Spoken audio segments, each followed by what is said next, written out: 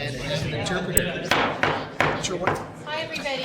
She is a. We're going to call this meeting to order. Before we begin tonight's meeting, I would like to remind everybody to turn off their cell phone and electronic devices. What did she do before? I'd like to state that this public consultation is taking place on Treaty 1 land and the traditional homeland of the Métis Nation. Mr. Cochin, could you please proceed with the roll call? Yes, roll call for a special board meeting on the Winnipeg School Division for February 27th, 2017. Trustee Friedman. Trustee Reed. Present. Trustee Collins. Present. Trustee Koshlanik. Yes, sir. Trustee Babinski. Yes? Trustee Waziliu. Here. Trustee Broughton. Here. Trustee Naylor. Present. Trustee Rollins. Present. Thank you. Moved by Trustee Collins and seconded by Trustee Naylor, thank you, that the agenda be approved. All those in favor? Any opposed? Carried. So first up is the budget video. All right. Well, welcome to tonight's special meeting to present budget information to the public and receive feedback from those in attendance. The meeting was advertised in the local newspapers, on the division's website, and through all division schools, parent councils, and board advisory committees. The board established the process for preparation of the 2017-18 draft budget and provided direction to the administration to prepare a budget based on Winnipeg School Division's strategic plan. The plan includes providing robust and comprehensive education, equitable access, diverse opportunity, and a supportive learning environment for all students. It includes retaining, attracting, and developing valued staff, addressing barriers to learning, enhancing sustainable development initiatives, and developing communications and partnerships with the community. The Winnipeg School Division Strategic Plan also promises fiscal responsibility to provide management of tax dollars and resources to ensure long-term fiscal sustainability and accountability of the programs, facilities, and services the Winnipeg School Division provides. While the division recognizes that the provincial government has increased funding for kindergarten to grade 12 education with a 13.1 million boost to public schools, this is allocated across 37 school divisions in Manitoba. The draft budget, including the potential implications for property taxation, has been distributed and posted on the website. Meetings have been held during the month with district advisory committees to present the draft budget. Parent councils and board advisory committees are invited to provide feedback to the board by March 6th. The board will continue to review the draft budget. Which brings us to tonight's meeting. So in terms of the agenda for this evening, first, Trustee Broughton, Chair of the Finance Personnel Committee, will make a few comments about the provincial funding and the division's draft budget. There will be a video presentation, and some of you have already seen it, on the draft budget for the 2017-18 school year. And following the presentation, the board will receive delegations, which is why you're here, and thank you for coming, and invite feedback regarding the 17-18 budget. In order to provide opportunity for everyone to be heard, delegations who registered in advance will be granted 5 minutes to make their presentation to the board, which will be followed by a maximum of 10 minutes for trustees to ask questions. We'll then accept questions and or feedback from the floor, and with each speaker being granted a maximum of 2 minutes. So I'd like to call on Trustee Broughton. Actually, before that, Chair, point of clarification, this is an open door meeting, correct? I noticed our door is closed. I was wondering if perhaps there's any latecomers. We should make sure that that's left open. Yes, well, thank you. I see fans coming. I think it is slightly ajar, but thank you, Trustee Koshlanik, just in case. Thank you, Dan. So I'll call in Trustee Broughton, Chair of Finance and Personnel, to speak. Thank you, Chair. First and foremost, I'd like to thank those of you that have joined us tonight here in person, and those of you joining us at home as we live stream from winnipegsd.ca. The 2017-2018 draft budget is aimed at improving student success, aligning resources with needs, and finding efficiencies in business administration. The Winnipeg School Division must offer programs and services under the provisions of the Public Schools Act. Many of these requirements are not fully funded by the provincial government, yet they are required to meet the needs of our students and members of the community. The Winnipeg School Division provides programs and services such as the Nursery program, library technical assistance, school resource officers, adult crossing guards, summer school, off-campus programs, nutrition programs, and therapy services to support students in the classroom. While these programs have become part of the standard of education in the Winnipeg School Division, the division is not, not required to provide them under the provisions of the Public Schools Act. The total cost to taxpayers for these community programs is over $13 million. The Winnipeg School Division continues to work with our members of the community to provide information to create a better understanding of the challenges facing the Board of Trustees and sharing the difficult task of achieving reductions in already constricted budget.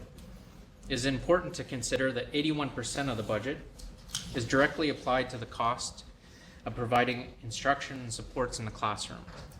The remaining 19% is applied to costs for student transportation, building maintenance, and operations, business administration, and support services related to research, planning, and technology. The division's administrative cost is among the lowest in the province, equaling 2.7% of total spending, well below the 3.5% mandated limit for all divisions in the province. Over the past number of years, provincial funding for education has declined from 80% of budget to 60% of budget. And over the same period, provincial funding of education as it relates to GDP has diminished from 5% down to 3%. This has increased the financial reliance on property taxpayers to fund education across the province. The Winnipeg School Division prepared a discussion paper on alternatives to property taxation and encourages discussions between all levels of governments and school boards to review an 80-20 split funding model. This equates to a shared responsibility of funding public schools between the province and school boards. This funding model argues for an increase in the provincial share of funding while also emphasizing the importance of the autonomy of school boards. This model allows school boards to offer unique programs, service enhancements, and options for students that reflect local needs. And without the authority to deliver, the ability to deliver these programs may be compromised. The Winnipeg School Division Board of Trustees continues to work with the Manitoba School Boards Association and other school divisions to see a more sustainable funding of education introduced into the province. It must also be acknowledged that the federal government has been absent in its responsibility to adequately fund education for Indigenous students, whether they live in rural or remote Manitoba or right here in the Winnipeg School Division. Achieving the recommendations of the Truth and Reconciliation Commission report will only be possible if the federal government comes to the table to be a part of the shared responsibility of delivering education. The Division's Board of Trustees record on fiscal management has shown that it's been working to meet the needs of students while being responsible fiscal stewards and being mindful of the impact of budget decisions on taxation. The division has been working diligently to control costs. In past years, budgetary measures taken by the government regarding property taxation, namely the elimination of the education support levy, increases to the education property tax credit, and the tax incentive grant, have assisted in making it possible for homeowners in the Winnipeg School Division to experience reductions in the level of education property taxation. It is also important to highlight the Winnipeg School Division has not experienced the growth in residential and commercial property assessment. This rise in assessment has benefited most other suburban school divisions, and property assessment in other urban school divisions is growing at a higher rate than that of the Winnipeg School Division. Community Revitalization Tax Incentive Financing Act has further compounded this issue for the Winnipeg School Division by eliminating the potential revenue generated by property assessment growth from projects approved under the TIF program. While the Board of Trustees supports the revitalization of our communities and encourages economic, social, and cultural development, in addition to preserving heritage properties, we must increasingly rely on property taxation as provincial funding has not kept pace with expenditure growth. Our board remains committed to its responsibilities and recognizes the important impact of the provincial budget on educational opportunities for students on the level of property taxation to our residents. It is in that spirit that we will continue to consult on educational matters affecting students and constituents, which we believe are very important to the success of our school communities. While Winnipeg School Division reviews all of its programs and services on an annual basis as a part of its fiscal responsibility to manage tax dollars and to ensure that we continue to deliver programs that are important to improving student success. The board wants your input and very much appreciates you being a part of this meeting tonight. The final budget will be submitted to the city for special levy by March 15, 2017, and to the province later in the spring. Thank you, and we will take a few minutes now to show you our budget presentation video for those of you that may not have seen it. Thank you.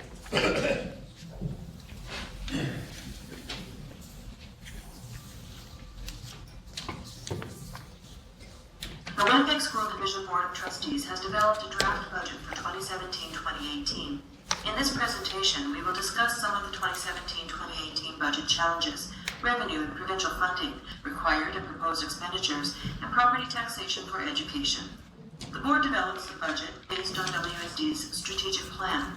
The plan includes providing robust and comprehensive education, equitable access, diverse opportunity, and a supportive learning environment for all students. It includes retaining, attracting, and developing valued staff, addressing barriers to learning, enhancing sustainable development initiatives, and developing communications and partnerships with the community. The WSD strategic plan also promises fiscal responsibility to provide management of tax dollars and resources to ensure long-term fiscal sustainability and accountability of the programs, facilities, and services WSD provides. The previous two budgets for the 2016-17 and 2015-16 school years have seen expenditure growth of 2.2 and 3.6% respectively. While provincial funding increased slightly in both budget years, it was not sufficient to offset the need to increase the property taxes on an average home, which has increased by 5.89% in 2016 and 3.2% in 2015. The board has addressed a number of challenges in developing the draft budget. Provincial funding is a main factor, and while it increased for 2017-18, it continues to lag behind the increased costs to maintain existing programs and services. Provincial funding for Winnipeg School Division for 2017-18 increased by $2.6 million, or 1.4%, over the 2016-17 budget. This is less than the actual rate of Winnipeg School Division's required increase. Costs for WSD to continue providing existing programs and services, maintain buildings, infrastructure, and equipment have increased by 2.8% from the 2016-2017 budget. For 2017-2018, provincial funding provides only 61.4% of the total revenue, while 36.2% must come from property taxation. Total revenue from the province of Manitoba to Winnipeg School Division is projected to be $245,622,498. Property tax is required to maintain a balanced budget with no reductions or additions equals $151,210,202. The remaining 2.4% of revenues comes from other sources, such as the federal government, First Nations authorities, and other school divisions who use WSD resources. 81% of the draft budget goes directly to the cost of providing instruction and supports in the classroom. The other 19% covers costs such as student transportation, building maintenance and operation, business administration and support services related to research, planning, and technology. Other mandatory expenses are Canada Pension Plan costs, employment insurance premiums, payroll tax, and the cost of supplies, materials, books, and equipment. Winnipeg School Division has only 3 options to raise the revenue to balance its budget. These are to increase the school tax levy, reduce programs and services, or a combination of both.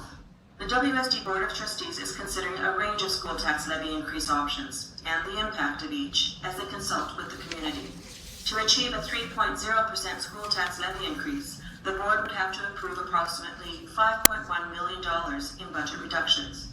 A 3.9% school tax levy increase would require approval of approximately $1.2 million in budget reductions.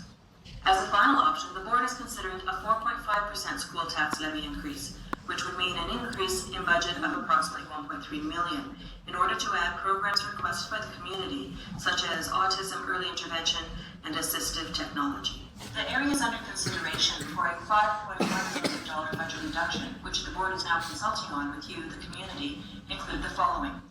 Funding for school resource officers. The SRO program costs Winnipeg School Division $381,750 annually. Funding for adult crossing guards. Providing adult supervision at traffic corners throughout the division is a cost of $637,200 annually. WSD Nursery program changes. Possible changes to the nursery program could mean savings of about $2,830,050 annually. Reducing the number of library technical assistants could result in a savings as high as $618,600. Transportation policy changes are also under consideration and, if implemented, could save an additional $473,400 annually. Administrative cost savings related to mileage expense payments will save $112,000 annually. To achieve a $1.2 million savings, the board is considering reducing library technicians, funding for adult crossing guards, transportation policy changes, and administrative cost savings. Totals for the 2017-2018 draft budget options under consideration are $402,083,700 based on $5.1 million in reductions, or $405,932,700 based on $1.2 million in reductions, or finally $408,456,700 based on $1.3 million in additions. All of these options include obligations and commitments such as negotiated salary increases, increments, and changes in payroll-related benefit rates. To achieve a balanced budget, the board has proposed 3 options for a school levy tax increase. A 3% increase is equal to an annual increase of $40 on the average assessed value of a home in Winnipeg School Division. 3.9% equals $52, and 4.5% equals $60. The average assessed value of a home in Winnipeg School Division is based on the 2016 value of $203,900. Since 2007, the net school tax on property in WSD, when the education property tax credit is accounted for, has remained relatively stable. The education property tax credit is currently $700 per owner-occupied home.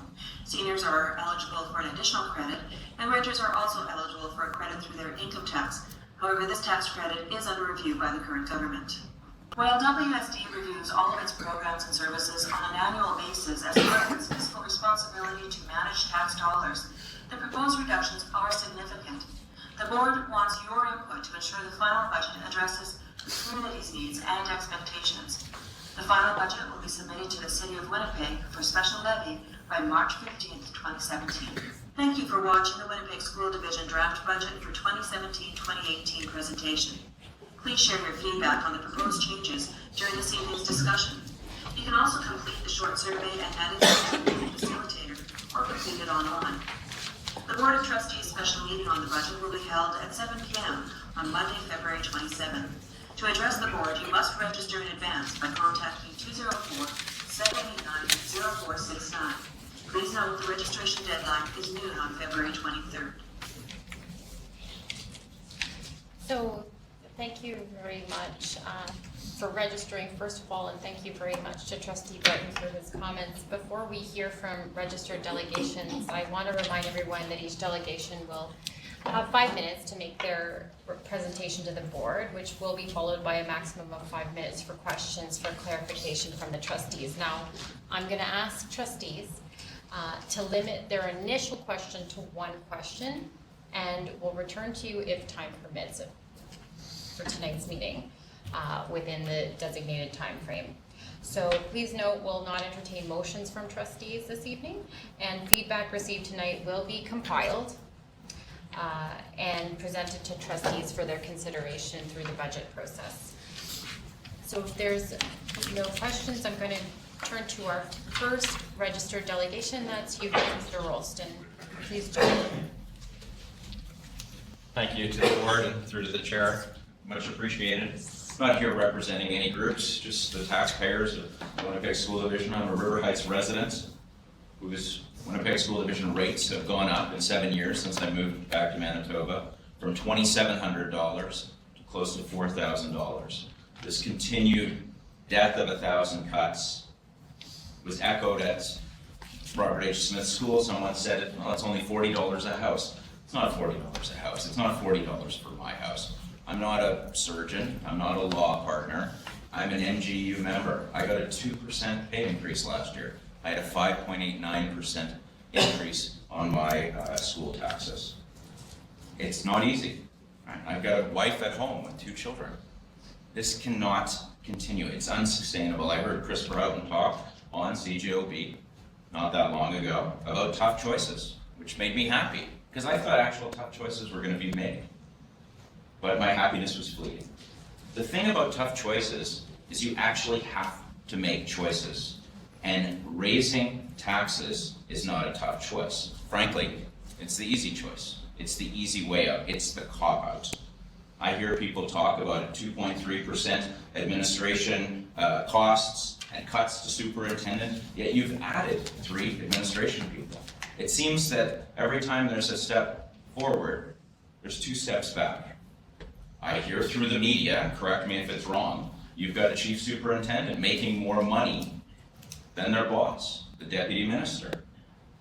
This is what I hear through Freedom of Information requests. 1.3 million spent on consultants, on 15 consultants. I'm not sure what to show for it. When I ask around, I don't seem to be able to get any answers. The school division is not growing, yet expenses continue to grow. Now, I understand that expenses go up due to agreed upon collective bargaining, but administration expenses are not bound by that. I have heard no talk about pay freezes for senior administrative staff. Has that even been considered? If I echoed what the education minister says, he was hoping for a serious attempt, more due diligence, staying within the mandate. I'm not seeing that. Instead, I hear things that are put out there in this nice video that frankly are motherhood and pull at the heartstrings, like nurseries, like adult crossing guards, like SROs. That's all that seems to be on, or 200 layoffs. That's all that's on the table. What are the other choices? Are these being considered? It doesn't seem like it from what I'm hearing and what I'm seeing. And then I find out in this document on the 4.5% increase, there's a line item for pending items, $477,000, $500,000. I won't use the unparliamentary language of being sneaky, but it seems disingenuous. We found out at Robert H. Smith that this was for things like organic composting. Is that really where our priorities are? I hear things about equity studies, about water survival programs, about artists in residence. These sound good, but they cost money. This is not a social service agency. So I guess the part that's so vexing is that, look, I don't mind paying taxes, and people in this room do not mind paying taxes if we're actually seeing results. And we don't see the results. We don't see the results in the math scores. Right? Manitoba dropping 39 points, according to the OECD. We see our students 10th out of 10 in English, right? Behind Newfoundland, behind Quebec in English. Yet you still continue to want to implement new boutique programs for languages that frankly they only speak in one country that's half a world away, that people don't seem to want, yet people continue to push for them. And I hear from people on this board that they don't cost much. They do, and they take away resources. These are unaffordable luxuries. The board continues to come out with stuff that sounds truthful, but there is a lack of trust on the part of the public to this, frankly, from what I hear. from what I see, dysfunctional board. A board driven at times by ego, by ideology, by career aspirations. And I think that this, frankly, is getting in the way of sound public policy. So, in closing, I would say that it was raising taxes that not less than a year ago that kicked the former provincial government out of office, raising taxes and incompetence, I'm sure. And many NDPs and many NDP MLAs lost their jobs. I see some of their surrogates on this board, and I urge you to be careful with the choices that you're making. Stop playing the public for fools. I earnestly implore you to stop striking fear into the hearts of taxpayers, threatening, bullying them, scaring them into agreements of these three choices. I think we need to find a better way. I think you can do better. I think you must do better. I think there needs to be more defending less defending and more listening. For all our sakes, we trust in you. Thank you for giving me the opportunity to speak to this board. Any questions you have, I'd love to hear them. Thank you, Mr. Rolstone. Is there any questions for Mr. Rolstone? Just for clarification, Steve Vincent? you mentioned, I think it was 2,100 to 3,500 in 7 years? You're close. Yeah. It's gone from 2,700 Yeah. to 3,850. Okay. And is that both, is that just school division? Yes. That's just school division? Yes, That's not and- municipal and, No, the municipal is over $7,000 total. Okay. And Councillor Babinski, I appreciate the question. This is as a result of me having a reduction in the assessed value. It could have been even worse for me. okay, thank you. Any further questions, trustees? Thank you very much. Thanks for having me. Good job.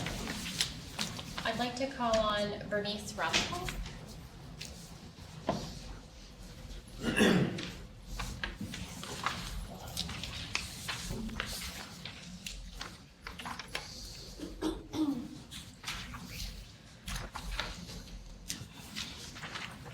Welcome, Ms. Rempel. That's your seat for sure. Thank you. I'll go from here next year and I don't have to sit. Yeah, welcome. Thank you. I'll try and talk really fast. Okay. Alright, my name is Bernice Rempel. I am here before you as a concerned community member who lives on a limited fixed income that has an interest in the education of the youth in my community. First and foremost, I want to say thank you to each and every one of you for the hard work that you do and for the work that you put into this budget. And I don't envy the position that you are in. This year I made the decision to visit as many of the district meetings as I could so that I was able to get a better understanding and feel of the areas that the other division are responding to in terms of the budget. From the board side of things, these are some of the things that I've learned this year. No matter how one looks at this budget, we're at a place where serious cuts to services need to be considered. When looking over the various options for cuts, it seems to be a discussion of finding a balance between what has been mandated by the provincial government against what the community is asking for. And the board has once again come under scrutiny in regards to their administrative costs. Public is being told that the administrative costs are only 2.7% of the total budget, or around $11 million. One person did say, and I'm not necessarily quoting this 100%, so forgive me, but without any tax levy increase, the potential deficit to 2017-18 is between 17 to 20 million. Even if all the administrative positions were eliminated, there would still be a $6 to $9 million deficit, with your budget being 11 million. Then some of the general comments I heard from the public: we need to learn to live within our means. For older people or those like me on disability with living on limited fixed income, could these individuals potentially be excluded from having to pay the school tax levy or not have to pay this tax? some of the taxes, and all is not something that, because it's not something they can afford. Don't raise taxes, don't cut nursery program, don't cut SRO, don't cut crossing guards. After all is said and done, from year to year, it is becoming harder to balance a budget without some serious side effects. As we look to the future, I do not see this situation getting any better. It just is going to become harder and harder to live within our means with less resources. I believe this is the year where the hard decisions have to be made, and I understand that the only solution to bring a semblance to a balance of this budget is to unfortunately raise property taxes. As much as I don't want to see that happen, I think that it needs to be done. However, with that being said, to continue to raise taxes from year to year is also not the answer, it does not alleviate the situation. At each meeting I went to, the board asked the audience to provide solutions or alternative options to the budget. Other than hearing many say don't cut, I didn't hear a lot of solutions. So I spent some time in the last 3 days and played around with some numbers, and I'm going to give you 3 options. So I think that a 4.5% increase is not acceptable at this time. I understand that various things that would be expanded on are things that need to be done, but are these the first things that would need to be cut next year? I also understand that a 4.2% increase would balance the current budget with nothing being added or cut. And a 3% increase, unfortunately, is not going to be enough to make some serious services that will see drastic cuts. I put a spreadsheet which I've attached, and on there I had possibilities of 3.23%, 3.45%, and a 6.8%. I'm not claiming in any way 100% accuracy in my accounting. I'm just going to read off the top. But with that, as much as I don't want to see taxes raised, I would prefer the lowest amount possible, but as a person on fixed income, I'm willing to pay 3.68. And here's the things that, as you can see from the sheet that I made, it still does cut into the nursery program, but by approximately 25% instead of 50%. It still has an impact on the community, and it still needed to be reviewed on the needs-based services. Still cuts some library technicians, but it would do that by half. For the adult crossing guards, it would only cut 10 positions instead of the whole program. There would need to be some review as to which schools could lessen that number of adult crossing guards, but also to increase the student volunteer program. I would not like to see the school resource officer program cut. It has a positive impact in the schools, and I think that far outweighs the costs that the division pays. And I know that you pay a third of that cost. It would be nice if we could continue to explore ways of getting that portion paid by somebody else. I've left the cuts to the transportation as they are. I do think these areas need to be explored and ways found to cut down on transportation costs for the division. On the other hand, I would also include the expenditure of net force upgrading and replacement. Society is now in the technology age, and that's not going to change. It's my understanding that part of this upgrading will also result in better efficiency for the administration, which would see future cost cuts. I would include the international student program. I understand this $250,000 is a startup fee. And from what you, the board, have been stating, that money would be used to explore the viability of the program and potentially get it started. It was also stated that it would take 2 to 3 years before we would see any return on the investment. The biggest reason why I would keep this item in is you as a board and we as a division need to find new ways of generating income for the yearly budget. I would also include a small amount of pending items based on motions, with the proposed amount being as small as it is, but to work on those things that would bring cost savings to the division. And as much as I understand autism, early intervention, and assistive technology are important, I would not include this in the budget at this time. This does not mean that you are not already doing some of this work, but knowing that there is a need to expand this aspect of programming, However, if memory serves me correctly, the division already allocates $7 million to the area of special needs. And I wonder if the board could maybe review some of those current spending that they are doing in this area and maybe reallocate some of those funds to increase the autism program. In conclusion, as much as I am with a fixed limited income and I don't want to see taxes raised, like I said, I'm willing to see 3.8%. And once again, I just want to say thank you for the hard work you've done and for the opportunity to speak. Thank you. Is there any questions from trustees? Well, thank you very much for your presentation. This is the first time as a trustee that I've received a spreadsheet. So thank you for your work. No, it's great. I'm a spreadsheet person. Thank you very much. I'd like to call on Mr. Ron Keller. Thank you.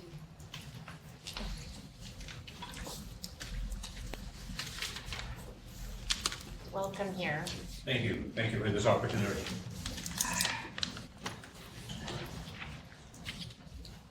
I attended one of your budget meetings and do not truly feel it was an exercise to discuss budget. The question really was, which increase will the taxpayer find acceptable? The cuts you suggest impact the elementary programs where the basics of education is supposed to start.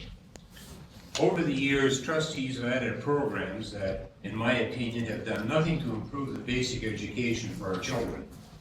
Now you are suggesting cuts that could impact the basics of education. We were not given any options that did not impact core learning or safety.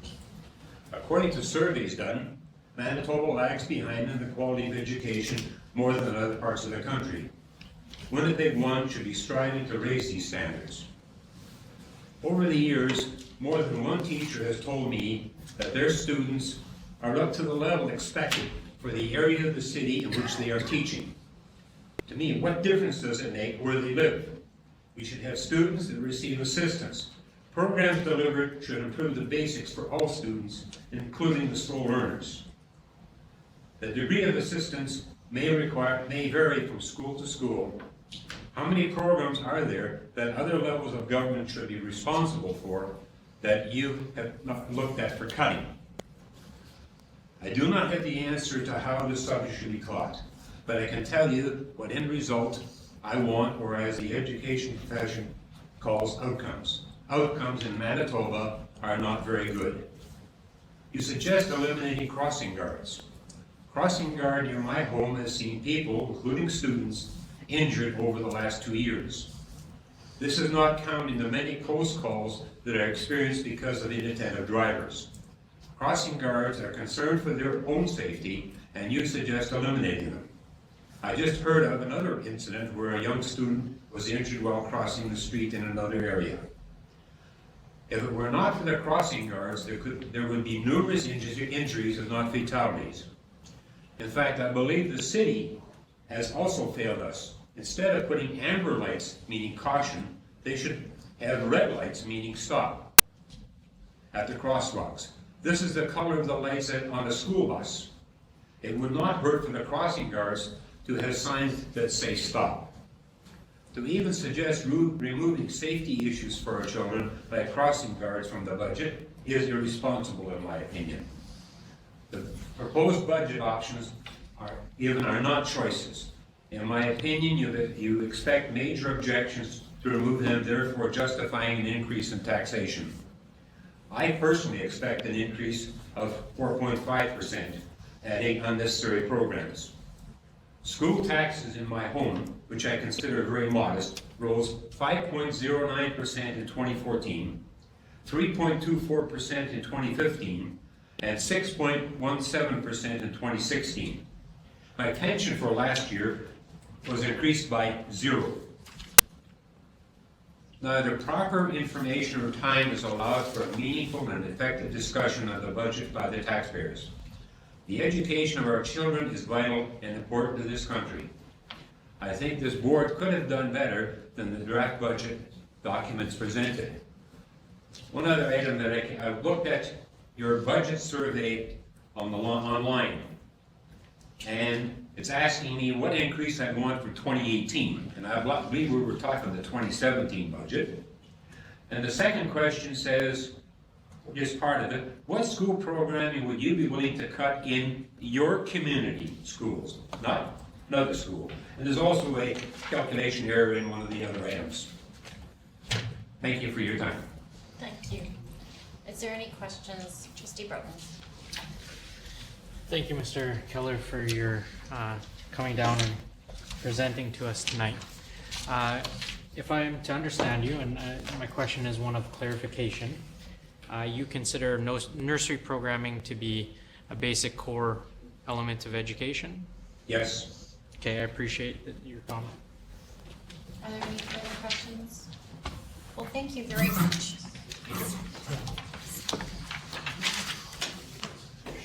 I'd like to call on Mr. Garth Steek.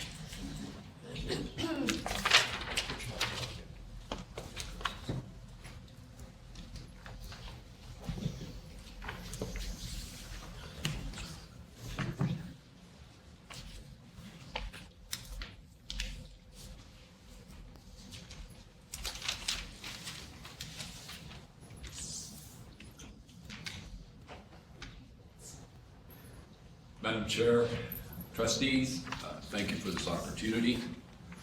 Seat's a little low to the Is it ground. low? Looking up. I attended, like many, the budgetary meetings that were held at Robert H. I heard two words used repetitively: safety and transparency. The complexity and the enormity of a budget are very difficult to discuss in a format like this. So the things I'm going to bring up, I'm going to make broad-based numbers, but suggestions, I think, that have merit. I'd like to speak to a couple of the things, first of all, that were cited as deletions in the budget. Number one, the crossing guards at $660,000. Frankly, that's an affront to any parent. How ironic that school crossing guards were introduced in Winnipeg in 1936 by Louis Staples. Wouldn't it be ironic if we took it away or found it wrong? School resource officers, I have made my position very clear on a number of occasions. It's $330,000 in your budget. They're role models, they're mentors, they're advocates. Kelvin and Grant Park, for instance, share a resource officer. We shouldn't be deleting resource officers, we should be adding them. Mr. Broughton and I had a discussion about this the other day, and he said, look, that's not, that's a policing initiative. Special resource officers came out of Alberta in the late 70s. They're funded by all levels of government. We don't need 9 here, we need 15. Because frankly, if you live in the inner city, if your daughter's being lured into prostitution, if your son's being harassed by gangs, those resource officers are the thin blue line between them and despair. The only way out of impoverishment, the only way out of the despair that so many know in our inner cities is through education. I heard references here to efficiencies. So let me give you a couple of thoughts on efficiencies. Number one, I went through the budget, but I could not figure out where the consulting fees are hidden. All right, we know that in 15 you had $1.3 million for consultation. I think you should have a moratorium on it. Go a whole year without hiring any consultants and see if the whole place implodes. I don't believe it would. When I took a look at the budget proposals that came out, miraculously, there were 2 line items here that never ever changed. Number one was the divisional administration. Rod talks about the fact that at 2.7, you're exemplary.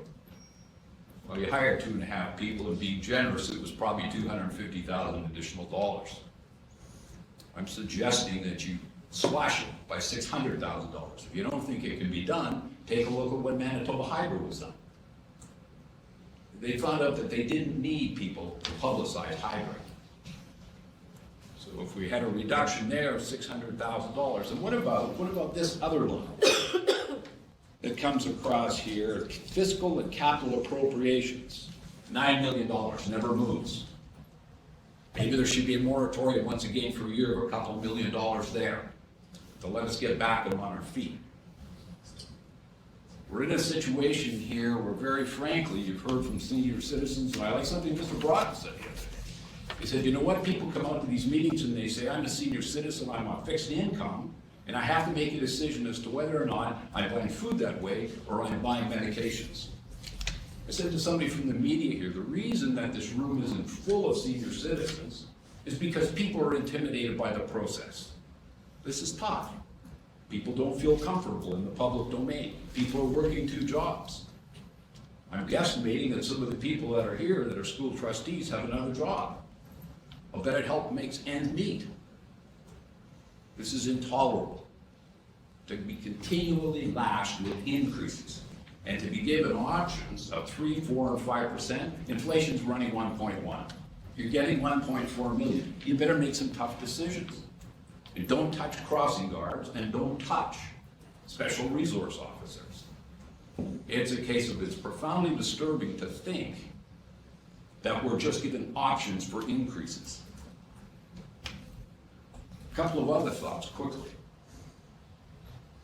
I think you ought to be examining some policies here.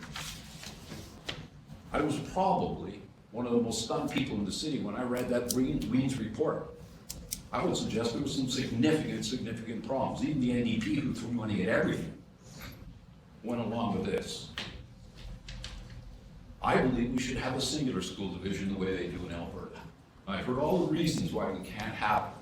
But you know, there's a great motto when you go into DreamWorks factory in the United States, the Geffen Film Factory. They have a placard on the wall that reads, before you give me the 5 reasons why it won't work, give me the 1 reason why it will work. I don't believe for a minute that there aren't savings in this house. I came down here because of the fact that I cannot believe the number of people of every social and economic stripe that are talking about this as an issue. And thankfully, the media has brought it to the fore.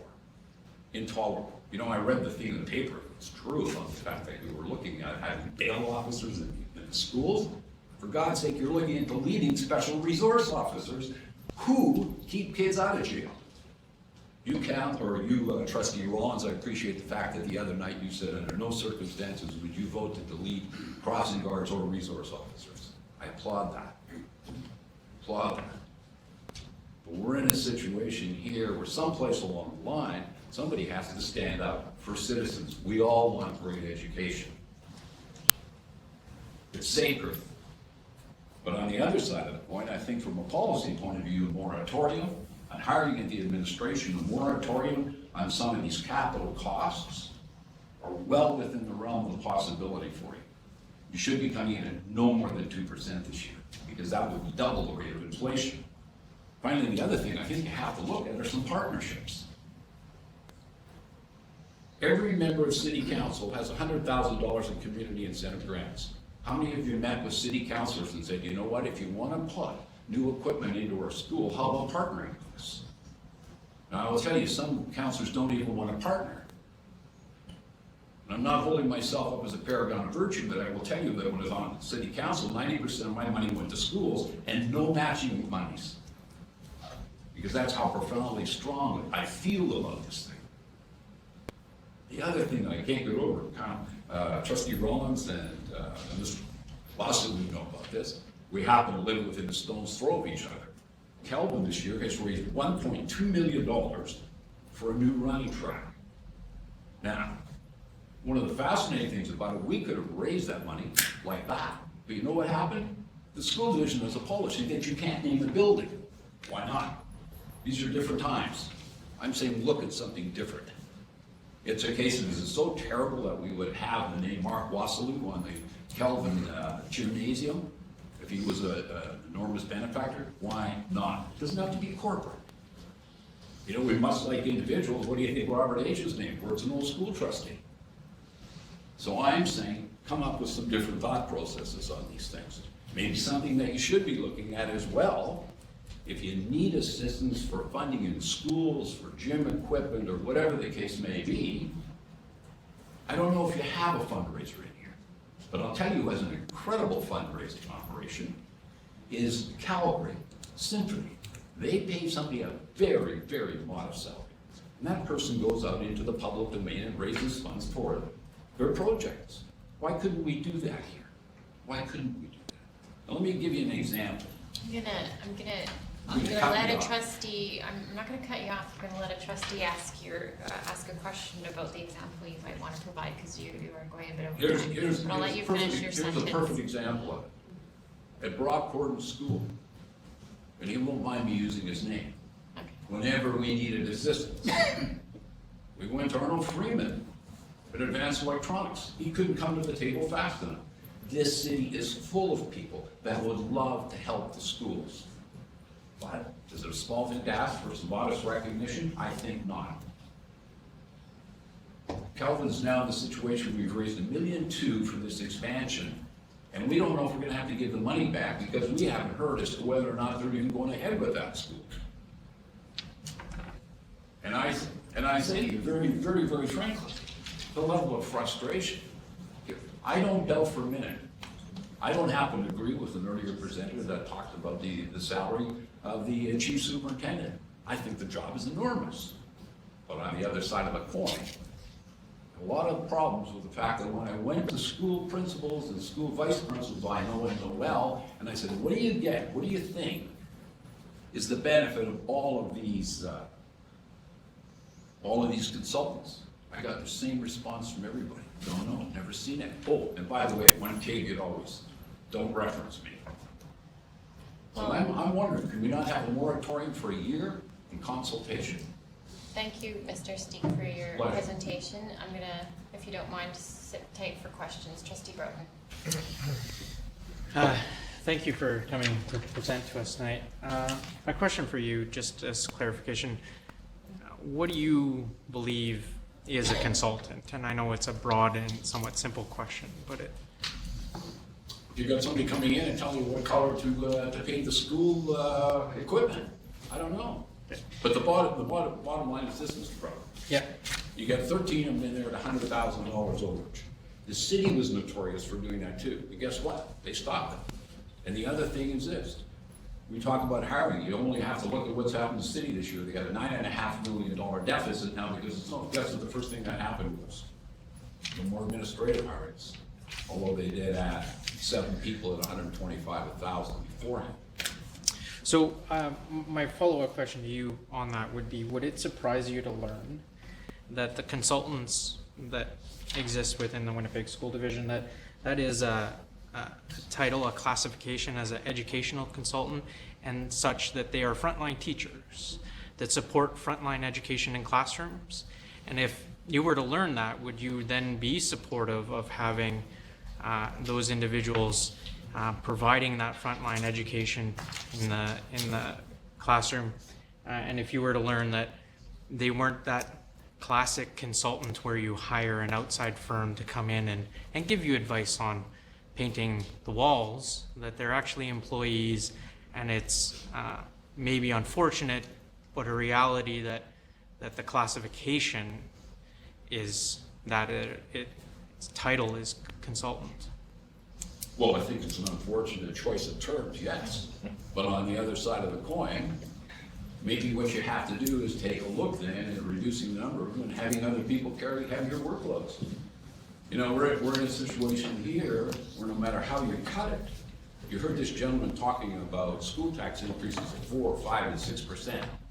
That is simply not sustainable.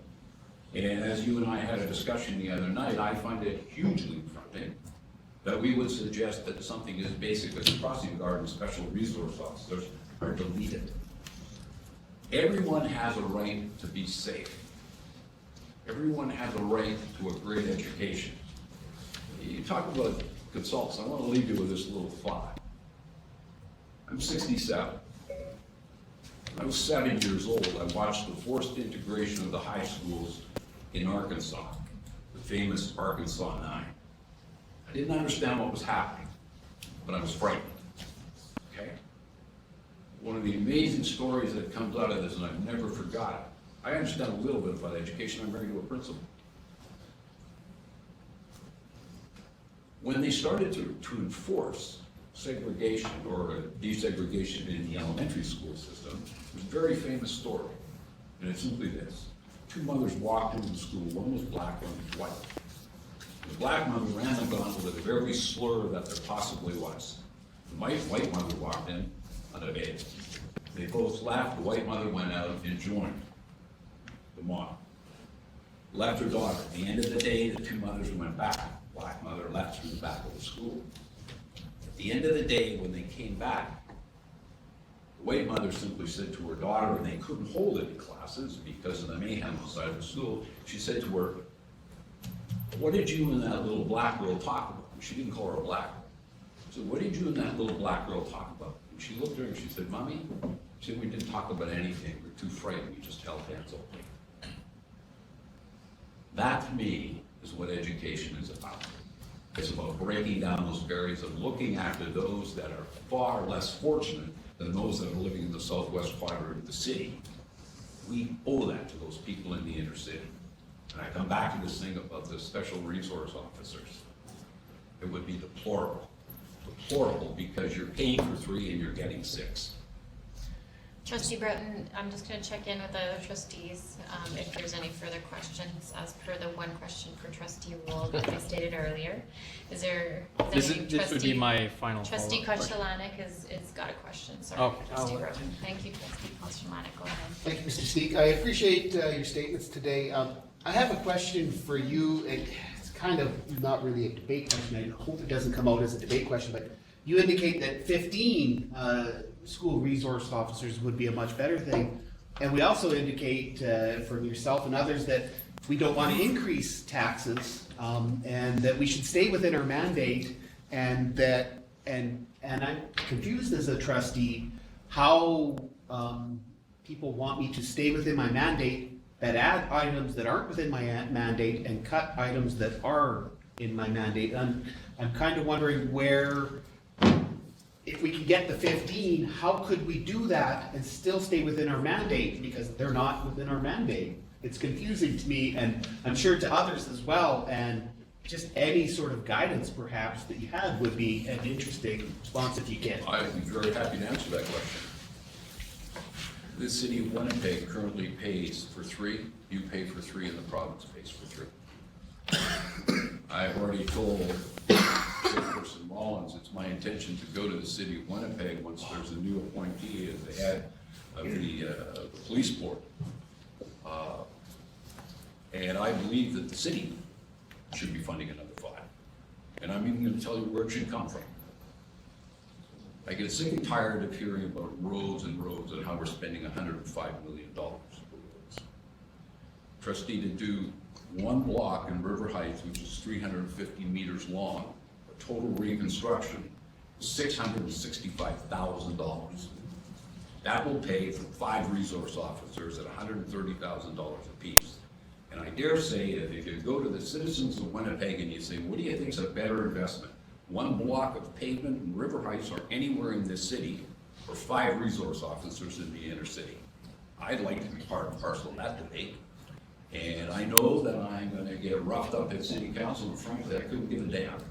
It's a case of I've just had it up to here with lots of talk and no deliverance. And 5 resource officers make a profound difference. Sharon Rollins talked about the fact that at R.B. Russell, literally lives were saved because of those resource officers. I hope that the members of this board will take the time to urge members of the city council to re-examine. We'll go early and we'll get into it until next year's budget. But wouldn't that be a wonderful way to spend $665,000? You know, as I said, if your daughter's being lured into prostitution, do you think you really care about a block of asphalt in front of your home? I don't think so. I don't think so. It's about people. It's not just about pavement. Thank you. Mr. Steek, any further questions? Yeah, I have. Steve, begins. I just, so you're suggesting a reduction of 600,000 on administration? Yes. And where would that be? Well, you hired 2.5 new people last year. You're asking me to be specific. I can't do that. But what I am saying to you is take a look at the hybrid model. They didn't have any problem finding administrative people to trim Mr. Babinski. And I see Ms. Clark over there, and I'm sure that she's going to refute what I say. And I Through the appreciate chair, that. Mr. Through Steek. through you, Madam Chair. But the fact remains is, drastic times require drastic measures. And I think that's what you're hearing from citizens. We're at the wall. You know what? The last trip around, we said point blank, there's gonna be a major change in the city council. 8 new members of the city council. I said on the floor of city council, I'm gonna say the same thing to you, Mr. Machinski. When the police service building overran $80 million, I didn't know what was wrong, but I knew something was wrong. And when we continue to get lashed with increase after increase, something is wrong. You spoke really well here this evening. Thank you for coming forward. And also, I'd like to say thank you to you, because when you were a city councilor at City Hall, your allowance that you were given, and I don't know how much it was, but we never asked you for any money, but you always gave us money. And you gave it to the schools and towards, I believe, crossing guards. Mr. Babinski, I appreciate that. You know what? There is only one taxpayer. And looking at the people around this table, some of you are parents, some of you are grandparents. The most sacred thing that you can give your child, the only thing you can give them that can't be taken away is the education. And I want a quality education. But on the other side of the coin, I also think we have to be reasonable to the taxpayers. I'm not unaware of the fact that people think, well, you know, here's one old senior citizen coming on talking. Wrong. Wrong. At City Hall, there was a mistaken impression that somehow senior citizens are just old guys who sit on benches and throw crumbs to the birds. I don't think I strike you that way. And I'm here to tell you that I've taken this time because so many people have spoken to me about this. This is a hugely important issue. Thank you for your wisdom. Thank you. Well, thank you very much. Thank you. Just as a point of clarification, I know that this is the budgetary meeting this evening, Madam Chair. Is there an open discussion about this tonight, or is it something that's into the future? How can the citizens stay informed? This is our special meeting for the budget, and for sure through our live streaming and through every effort to communicate what we'll be doing opposite the feedback. You know, I apologize, I didn't catch that last part. Well, we're going to be looking at in our next finance meeting, we'll be looking at our budget. We have a quick turnaround time for our budget, so we want to get it tabled for March. And that I assume is an open meeting, and that we can hear what is being advocated before it goes to city council. Typically, there's a portion of the budget meeting that is, before it goes to city, before we set our mill rate, typically there's a portion of our finance meetings that are open, yes.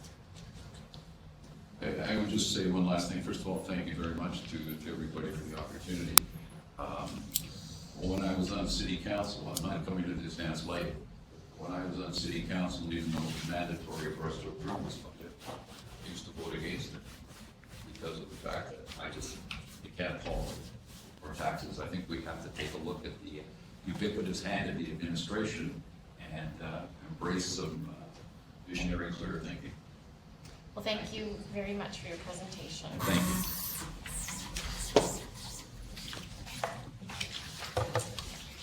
Good job. I'd like to call upon Mr. Terry Clifford.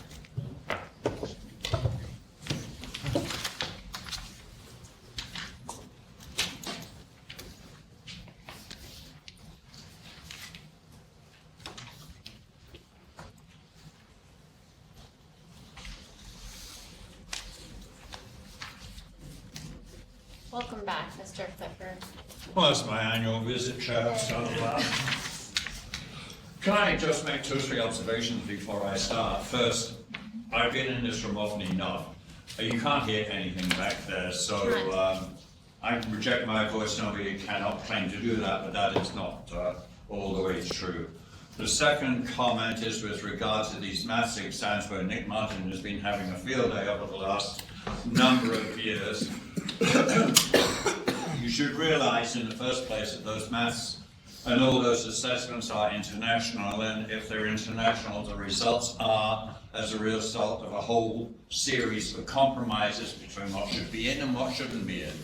I do not know this because I have not done the analysis of it, but if Manitoba's curriculum does not fit the exam, which is wrong?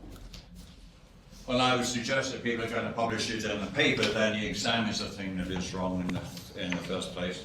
Perhaps, by the way, former councillor Steek would like to talk with me about mathematics and consultants, having been a consultant in mathematics in this division for a whole slew of years.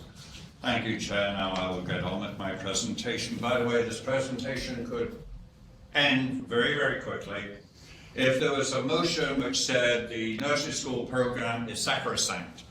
And if you need any help with Robertson or Villeneuve to bend the rules to get that done, I can probably assist you.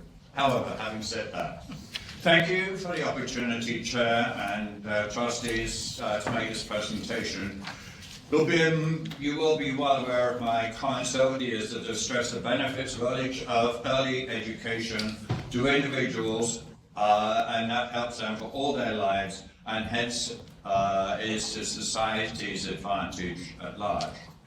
Now, either you have heard me or not, and I know this presentation is not likely to change minds. Nonetheless, I feel it is important for citizens to speak up for what they believe is important, and I believe it is important to the Winnipeg School Division to retain universal access to nursery programs. The thoughts about the age at which education should start is obviously at birth.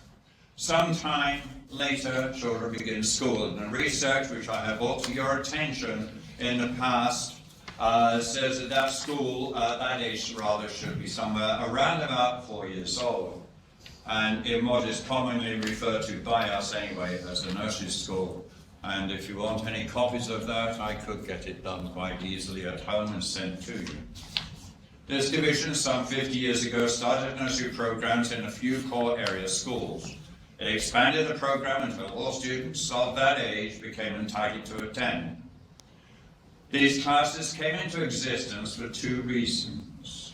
The first was the result of increased knowledge of how and when children learn, and the other was that some parents did not have the necessary skills or times to provide a suitable environment for development, and school divisions and trustees felt it appropriate to provide nursery programs for all children.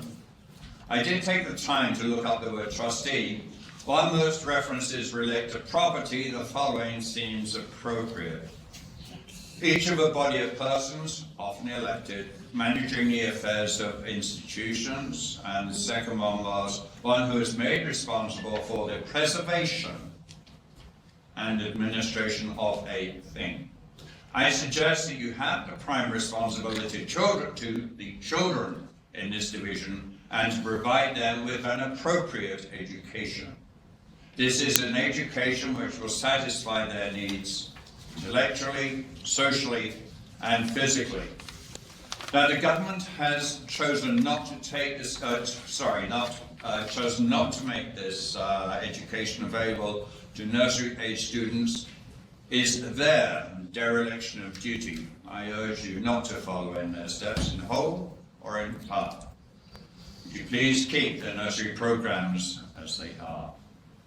Other times at meetings such as this, the phrase is used, we examine all sectors of education over which you have control, to save money. I find it interesting that for the last while you have decided to increase kindergarten time in some schools to full days, and yet you receive no funding for that increase. How much time did you spend looking at this extended program? Is full-day kindergarten and not nursery better than half-day nursery followed by half-day kindergarten?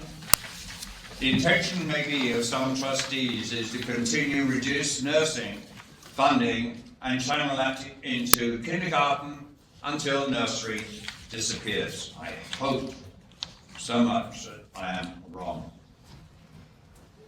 Last week in the Free Press, Nick Martin's column claimed that 50% of schools could lose their nursery programs. Advanced planning would be required so that some schools advanced planning would be required that some schools are on the list somewhere at this time. It does exist, it has to. I would be interested, as would we all be, to know the criteria used for selection. You have found a way rather for schisms to develop in the system, creating yet another have-not situation. Just for convenience, let us divide the schools in the city into the quote haves and have-nots. Possibly the classification could be based on family income. There are families in have neighborhoods where income is all important, but the real needs of the child are developed. Conversely, a child in a have-not neighborhood could have a very rich home environment. And now, how do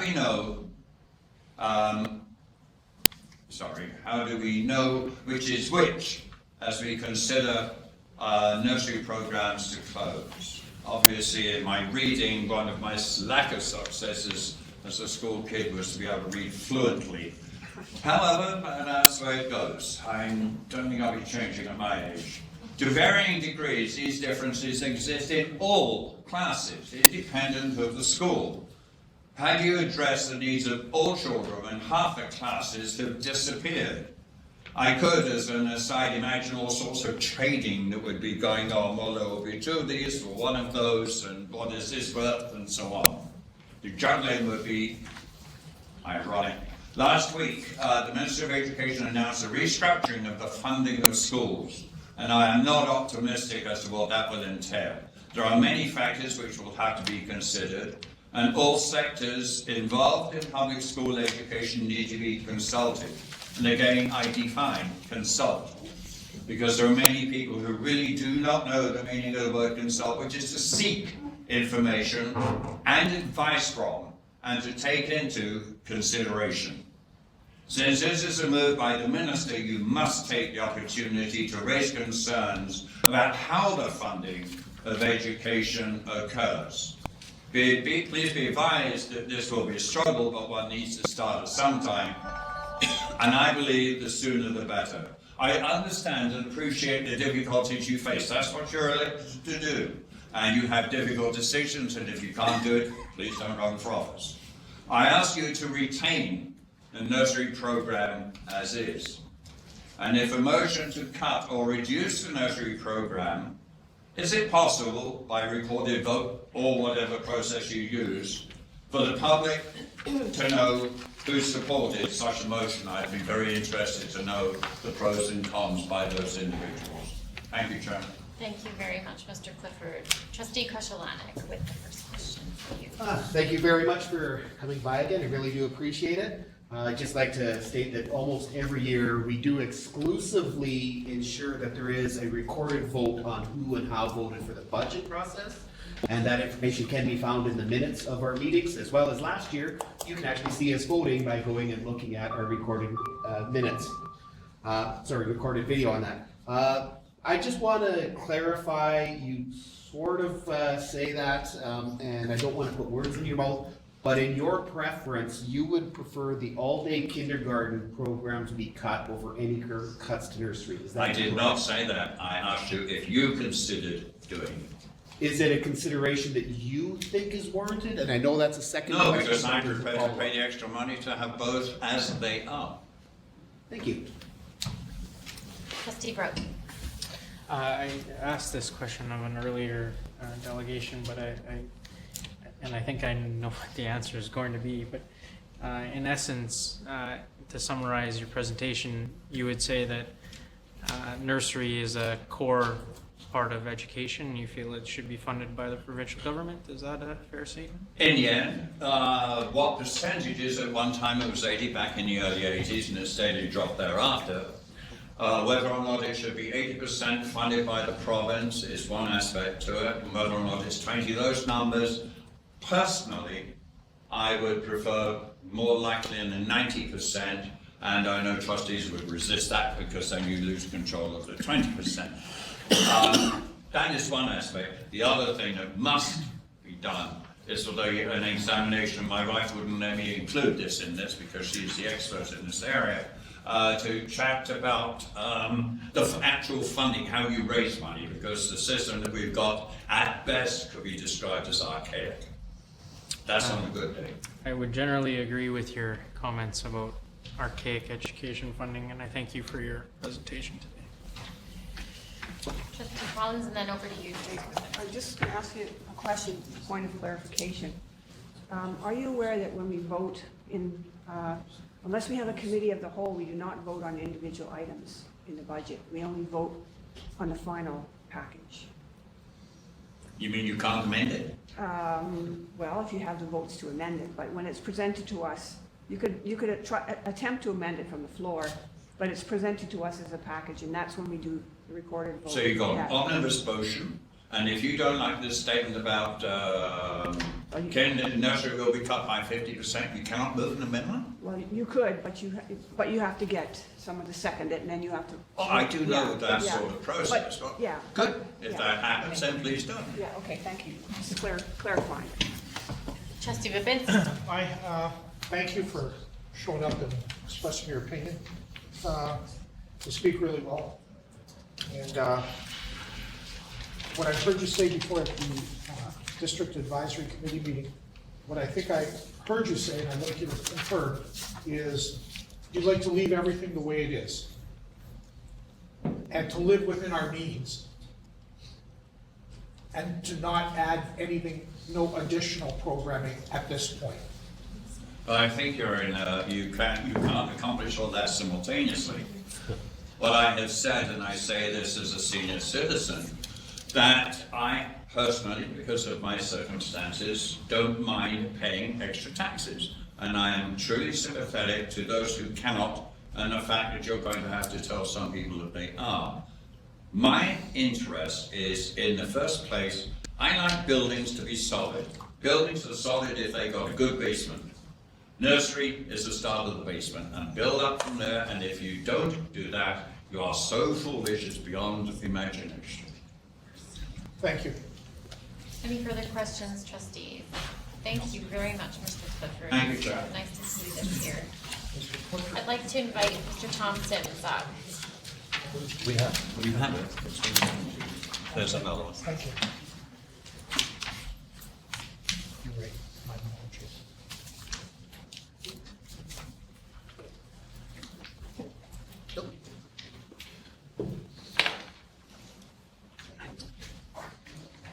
I've got a presentation that I'll get handouts for. Help you with those, okay, thank you, Trustee Broughton.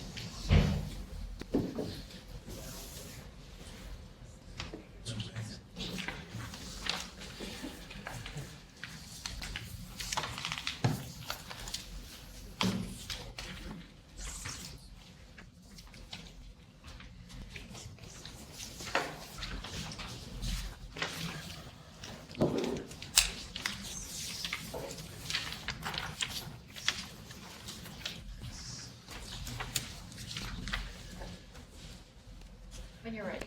Thanks. I appreciate being able to come before the Board of Trustees and talk about the budget options that you've provided the community. And I'd like to commend you on the budget process. I haven't been down to budget meetings since we used to be able to pack tech off with delegations. And the video and the information is very helpful, and a good job done by helping the community understand what you're faced with. There's basically two things I'd like to talk about tonight, and one is the funding for the nursery program. And I saw this slide, Kevin Lamoureux, who's teaches at UW. I think he's on your Indigenous Advisory Council as well, too. I was at a conference one time when I saw this, and I thought this is a really good slide, talking about that fair is not equal. And I really see this as an important thing to think about when we look at the community impact of the nursery school funding, that there's a difference between equality and equity, that treating a situation the same is not the same as is treating people equitably. And I remember in the 90s when the nursery program was, there was a reduction in the nursery program, that the big fundamental question that was looked at is that we need to treat everyone the same. So the nursery program got cut by 20%. It went down to, I believe, an 8-month program from a 10-month program. And that program got cut from 10 months to 8 months at Queenston, and it got cut from 10 months to 8 months at William White School. And there's a different impact on that program when we look at different parts of the community, and that I think as trustees, having good guiding principles for your policy is an important way to operate, and that the nursery program was started out in the inner city to try and help young people get a head start, and I'm really glad that it moved to all parts of the city. But we got to remember the original intentions of the nursery program was especially to switch the blocks around so that young people who are living in communities that don't have as many resources to support their young children have that opportunity for those extra resources. And so I would really hope that as you move ahead with the issues around the nursery program, that you think of this issue that fair is not equal, and that it's really important to do that. The other thing I'd say about the nursery program is I was involved and really appreciated the involvement of Superintendent Pauline Clark at Dufferin School, where we were working with the Winnipeg Foundation with a whole range of initiatives, and that we actually made a partnership with the Little Red Spirit Aboriginal Head Start program, and that it actually runs in collaboration with the nursery program and the kindergarten program. They work as a team at Dufferin School, and I think this whole theme of partnerships is important. And you've identified, I think, Trustee Broughton, in your speech, that the important need for the federal government to be looking more innovatively at what needs to go on in education. I think they're making some very interesting strides in First Nation communities, but I haven't heard a lot of initiatives around urban Indigenous education. And I think ideas of Aboriginal Head Start programs as being part of the partnerships with public schools is a very interesting one.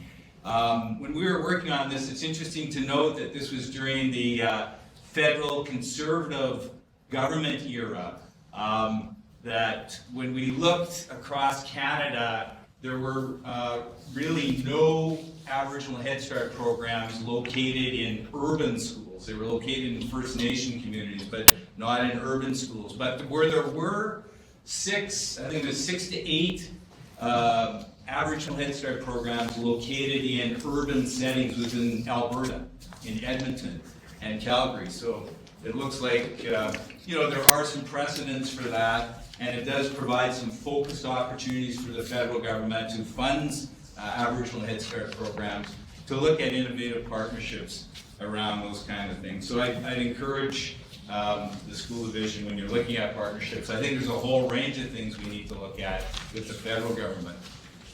If you could show the second slide. My second slide is looking at the school resource officers, and there's if you can click it again, there's some footnotes on the bottom there. I've been involved working in the inner city for 35 years. I'm here as an individual resident tonight talking about issues. But we were involved, I don't know, I always forget, the years fly by, 15, 20 years ago, in bringing school resource officers into the Winnipeg School Division. Our strategy back then was, like, let's make partnerships with, I think back then it was the Winnipeg Development Agreement, which then the province played a role. The North End Community Renewal Corporation was the initial sponsor where the funding went through to get school resource officers happening in our community. We've seen it happening in other cities, but it wasn't happening here. We saw a police service that was making a commitment to community policing, but we didn't see the actions around that in terms of school resource officers. And our thinking back then was, like, let's get our foot in the door, let's get it started, but it's really a police service responsibility. And I can remember going to meetings with the superintendent, Pauline Clark, to the province, making that same case. Why are the school divisions finding school resource officers? And when you look at, I think people were talking about mandate. I mean, the simplistic, focused mandate of municipal government that people often talk about is pipes, pavement, and police. That's their mandate. Police is part of their mandate. And to me, progressive community policing means that you work in partnerships with schools through school resource officer programs. So I've done some research, we've done this over the years, looking at 4 western cities. And as you can see, City of Regina has 387 police officers. An interesting fact that's been a trend for probably 10, 20 years is the number of police officers per 100,000 is a way of comparing police forces across Canada. And Winnipeg is always at the top. It's in the top 2 or 3. We have more police per capita than cities across Canada.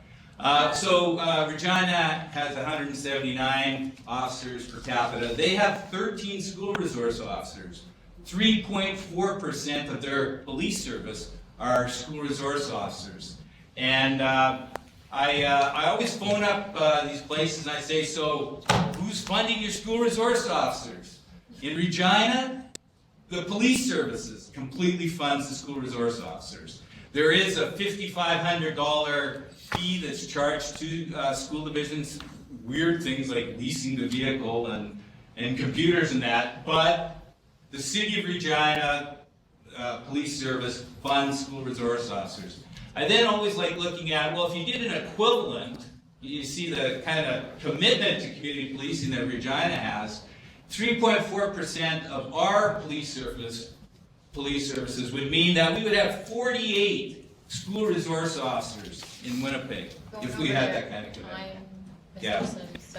Yeah, and I'll just quickly finish it off. Okay.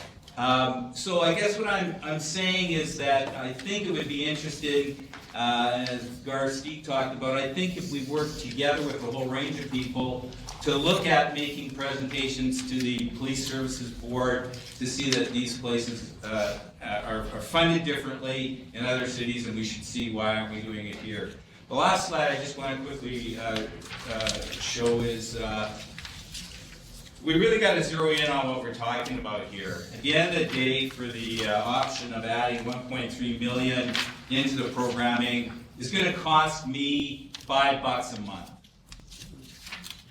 So there's a lot of politicking that go around numbers and the philosophy of tax increases and what have you, but when we're really looking at what this issue is all about, it's $5 a month. As a citizen living in the Winnipeg School Division, I'd be more than pleased to continue support of public schools for $5 a month. Thank you, Mr. Sims. Trustees. Trustee Broughton with the first question, and over you, Trustee Schlein. Thank you, Mr. Sims, for coming and presenting it to us tonight. You, among other presenters tonight, have talked about partnerships. In building partnerships with other agencies to see possibilities of additional funding, additional revenue for programs. Would it surprise you to learn that the Winnipeg School Division has actually seen a reduction in partnerships because of those other agencies cutting their funding to those partnerships, or other agencies that are unwilling to partner with the Winnipeg School Division despite numerous years of lobbying and presenting to them the business case and the return on investment in those partnerships. School resource officers, our waste program, other programs, MPI has no interest in our adult crossing guards. So as you discuss partnerships with us today, we struggle with the fact that everyone has a tight budget. And the city is partnering with us less and less. And those other agencies, MPI, provincial government, they're partnering with us less and less. Does that surprise you in a sense as you present to us the idea of broadening our partnerships? Well, I think there's a range of things to look at there. I think which partnerships to target. I think for the past 10 years, we've had a federal government that I didn't hold too much hope out for doing many partnerships with. I think we have a new federal government that we need to look at. And to me, when I talk about partnerships, it isn't just the Winnipeg School Division working on those things. It's bringing together a range of community partners to look at what are some of the things, and that would be one of the partners I would be really wanting to further explore in a number of concrete ways, is the federal government's role around some of these issues. Not necessarily for policing, but I think that concrete, specific ideas are important. Generalities probably won't get us far on those partnerships. In terms of the police issue, one of the things we worked on in the community for a long time was to get a civilian police board to oversee the Winnipeg Police Service. We were the only city in Canada that didn't have a civilian police board to oversee the police service. And I think that it would be interesting to see how we can mobilize different communities, other school divisions as well, to look at this issue of what is community policing. And if that is a core mandate of the service, what are some of the responsibilities and options that look at that? And I think looking at what other cities are doing as well too. So we have a police chief that once again is talking about community policing. I don't think rent-a-cop is community policing. I think rent-a-cop for a bomber game makes sense, but rent-a-cop to be talking about some of the issues that school resource officers are working on in the community is community policing.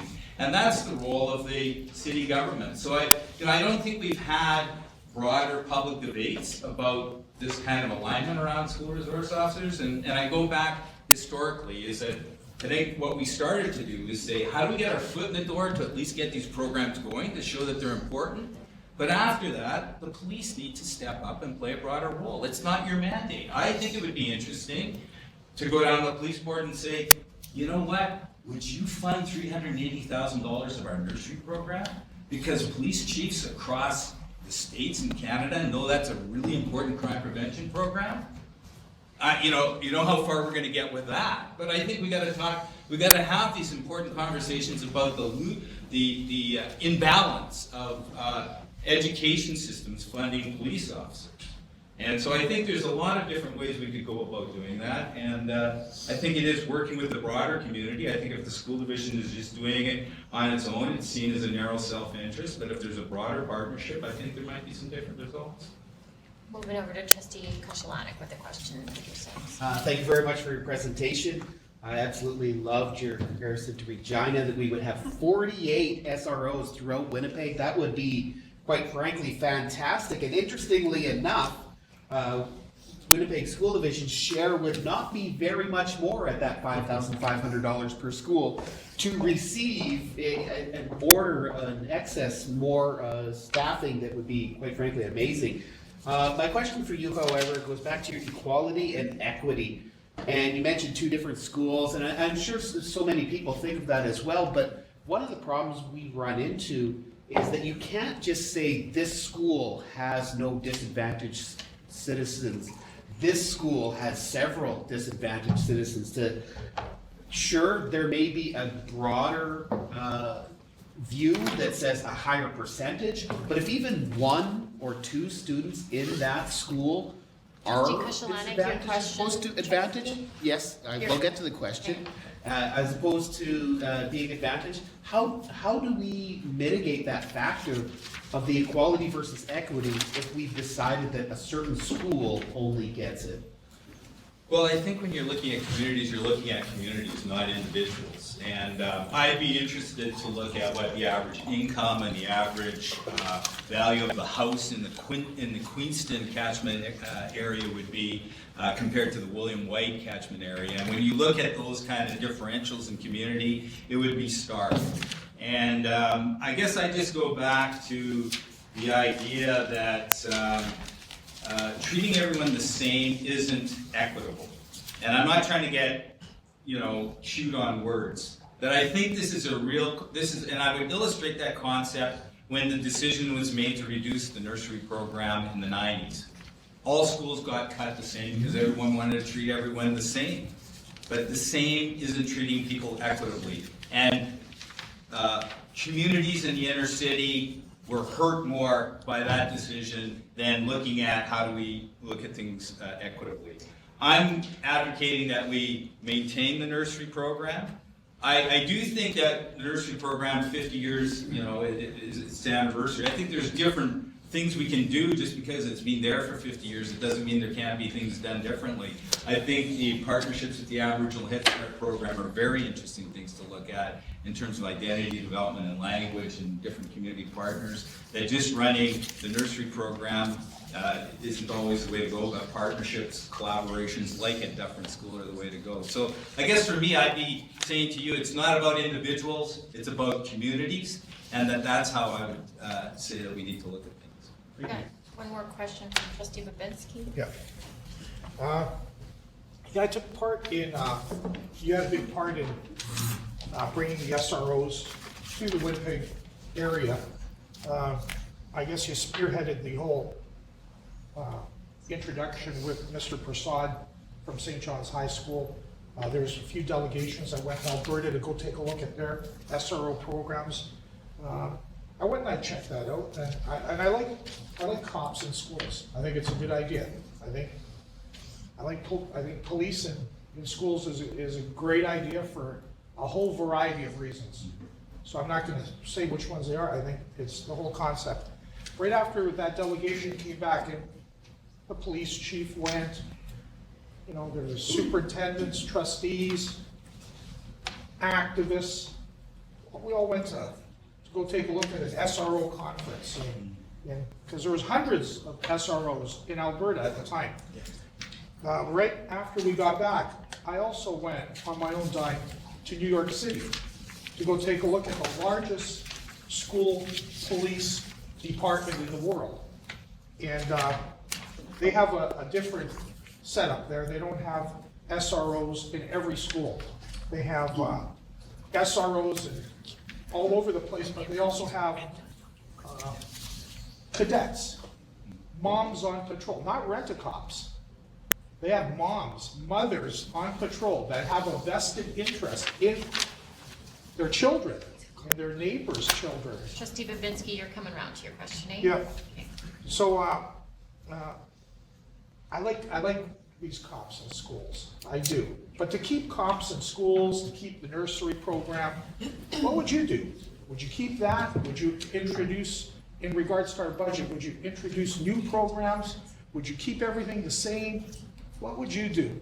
Because back when you introduced cops in schools, there was only 3. There was only 3, and we didn't pay for any of it, the Winnipeg School Division. Now we've expanded, we've gotten bigger and bigger, and want even more.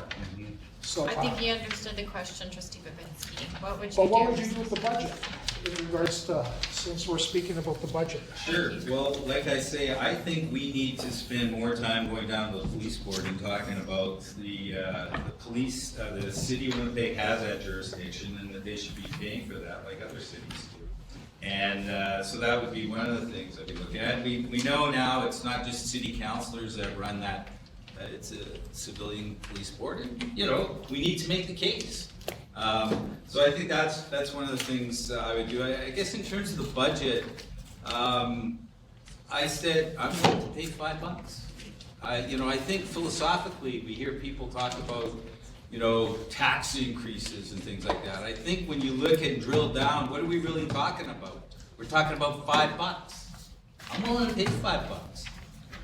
Other people I know don't pay $5. I'm just speaking for myself right now. So, I guess the other thing I feel is interesting, I don't have any kids in the school system anymore. I live in the North End, I pay taxes in the North End. I view myself as a citizen, not a taxpayer, because I know that there were senior citizens paying property taxes for when my kids were going to school. I'm not a senior citizen, I'm starting to get there, but not there yet. But I feel proud to be able to do that because they did it for me. And I know I want to see successful young people graduate because they're probably going to be the doctors and stuff like that are going to be taking care of me. So like I really believe in a we approach. That if we work together, we're able to do things as a society. So I got no problem paying $5, and I know there's a lot of people that feel the same way. Thank you. Is there any further questions, trustees? Thank you for your presentation. I'm going to call on Mr. Glenn Maskiw. Thank you. Good job.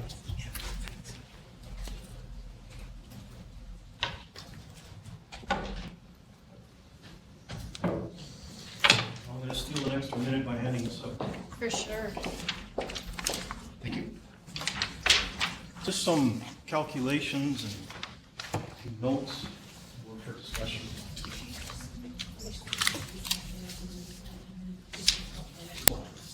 Okay, so we should make sure they. Kind of like to start off by saying that as a taxpayer, I consider myself to, as we all are, one pair of pants and several pockets. If you don't mind, I'm going to stand up. One pair of pants, several pockets, and a lot of pickpockets. Saying that,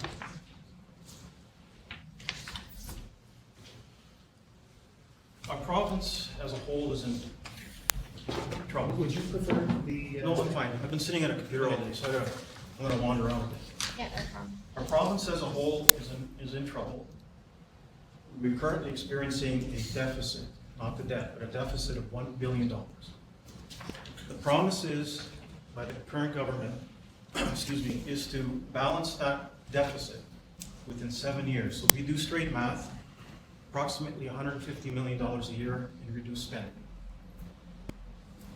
If you add those numbers up, $1 billion, $850 million, $700 million, etc., excuse me, after 7 years, this province will be approximately $4 more billion in debt, not including interest. So keep that in mind.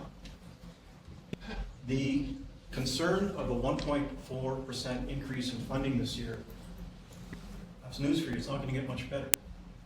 In fact, it might be a lot worse. The calculations you see, I didn't provide copies of the Statistics Canada.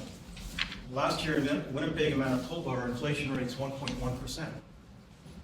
What you're proposing to do in your three scenarios is increase spending by at least 2.7% rate of inflation, or as high as 4.1%, sorry, 4.1 times the rate of inflation. And I'm going to have to ask you a question that maybe we can address at the end of what I'm about to talk about. Upon everyone's demise in this room, when we leave this place, how would you feel about leaving your children with a massive debt on your expiration that they can't handle, that would reduce their standard of living? And I'm sure everybody here in this room would say that would be immoral. And that's exactly what we're doing to ourselves, our children, and future generations. That's not just on a school tax levy, not just the city of Winnipeg, not just at the provincial level. In the scenario of 4.5% increase, in 16 short years, everyone's school tax will be doubled. So whatever you're paying today will be double the amount in 16 years at 4.5%. I've heard this word 3 or 4 times already. It's just not sustainable. I'm not sure who's getting 4.5% increases in their wages. I don't see too many hands go up. It's just not sustainable. You cannot be spending more and more and more because you're shouldering the debt on your children and your great-grandchildren. Consumer price index, as I mentioned, 1.1%. And if you'll notice here, as was noted in the Winnipeg Sun this week, was remuneration. And it's not to pick up remuneration specifically, but I need some help understanding how a Premier of Manitoba makes 2/3 of what the Chief Superintendent makes in the school division. I don't understand that in terms of scope and responsibility. I don't understand how the Secretary Treasurer makes more than the Minister of Finance in this province, based on scope and responsibility. I don't understand that. I'm not sure what the number should be. But my question is, every 4 years I have a chance with a vote to say to the provincial or municipal governments and the federal governments, I don't agree with that, and I want you out. And that's exactly what's happened last year. The spending was out of control for last, I don't want to get into politics, but our province is in serious trouble. And it's resonating with what you're trying to deal with today, in terms of budgeting. What happened in the province last year? Maybe will happen on school division level someday. It's a caveat. You have to get this under control.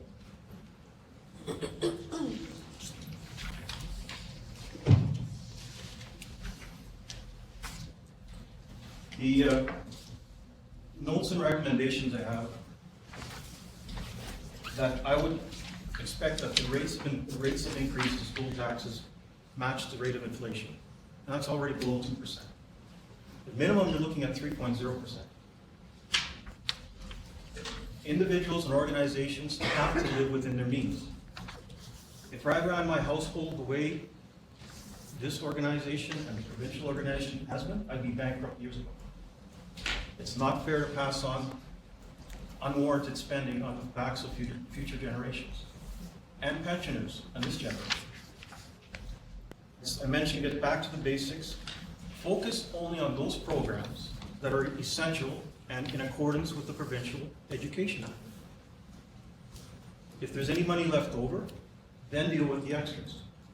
As mentioned today, despite the funding this year that's been provided, we are in trouble on an education basis in terms of things such as math, English, basics. We should be focusing more on that. I read through one of the newspapers that the reason why this remuneration that I mentioned in my notes was taken offline. It wasn't online, and I got it. I phoned, and they emailed it to me.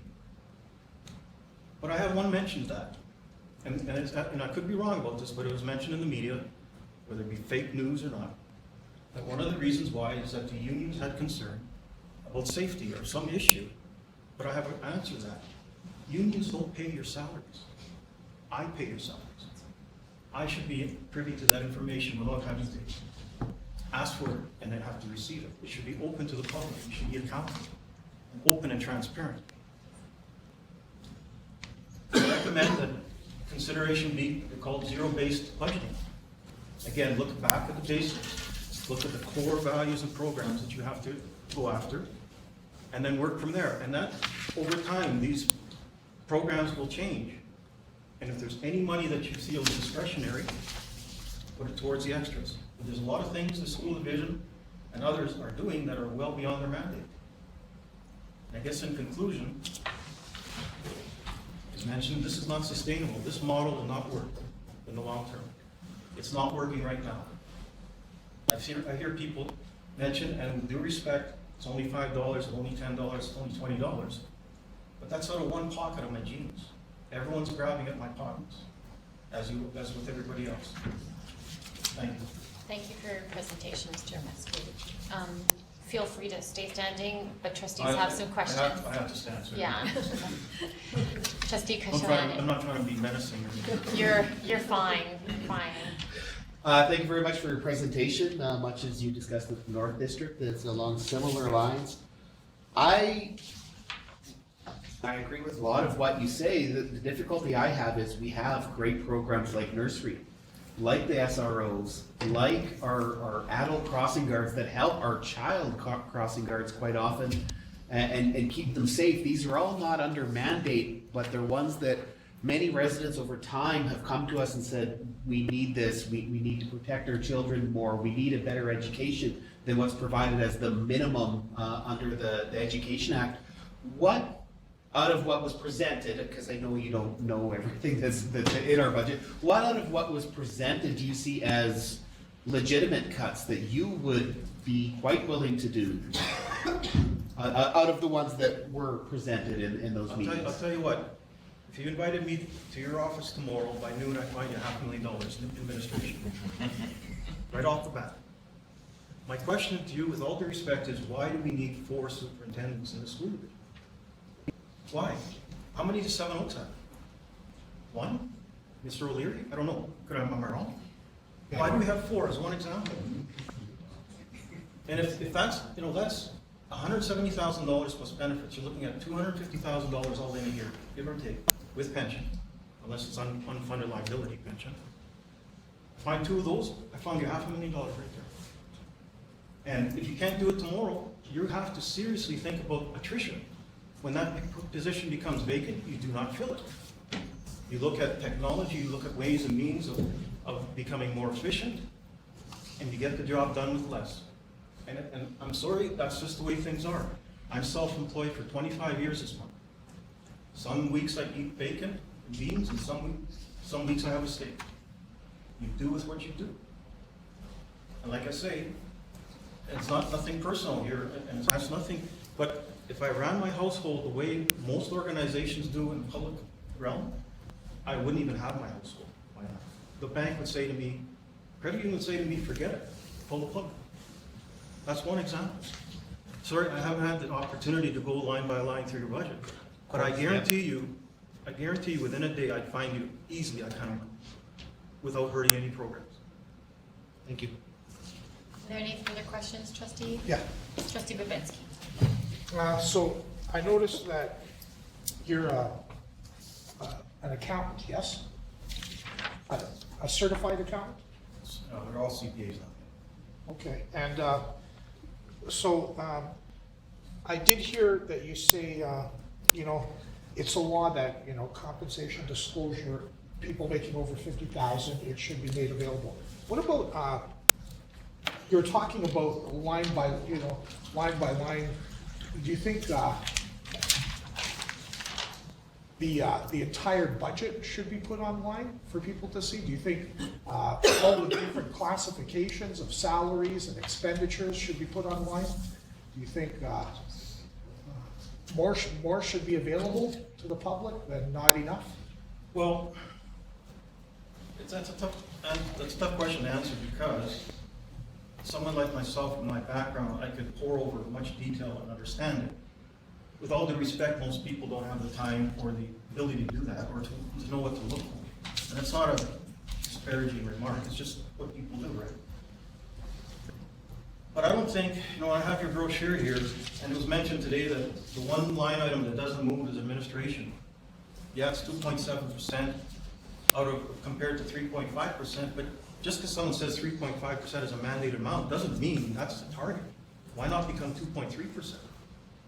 Why not take that money and, with all due respect, you want to have resource officers coming, like the police service, for example. Where does that come out of? That comes out of my property taxes. It's the same pair of jeans. So if, as a whole, all organizations, on a budget basis, to look in greater detail to say, this is where we can save money. Look at forecasts. This is what I do for a living. I write business plans for people to start businesses. I try to get them loans, okay? And I sit down with them and I said last meeting, I do the gazintas, throw Bodine. And I look at projections and I say, these are the targets you have to meet in order to achieve profitability. Or in this case, break even. That's what we are, is break even, give or take. And if you don't look at those forecasts, if you don't have that detailed information to look at forecasts, and say, for example, any position, if there's administrative positions that are becoming vacant in the next 2, 3, 5 years, you have to flag them and say those will not be filled. And plan to see how those positions are going to be distributed, the duties, or through technology, or other efficiencies, and say this is how it's going to, this is part of the forecast. Sorry, this is what I do. It's the first time I've been here, and I hate reading these articles, because I sit here, it's just an opinion, right? But I look at these numbers and it bothers me. It bothers me that I have one son who's now 20, and I really, really worry about what his quality of life is going to be 20 years from now. And I tell you folks, there's a big hit coming. It's about numbers. And education, yes, absolutely crucial. But it all comes down to money. numbers. And if you spend more than you take in, you're passing that on to someone else. And it will hurt them in the long term in terms of generations. You cannot keep plugging away 4.5%. Does any Sorry. other trustee Thank have you a very question? much. Thank you, trustee. Appreciate it. Anybody Don't be else? one of those. Well, thank you and congratulations on your milestone anniversary on your business, 25 years. I'm That's a still over proud here history. kicking. Thank you Good for your job. presentation. I'd like to call on Johnston.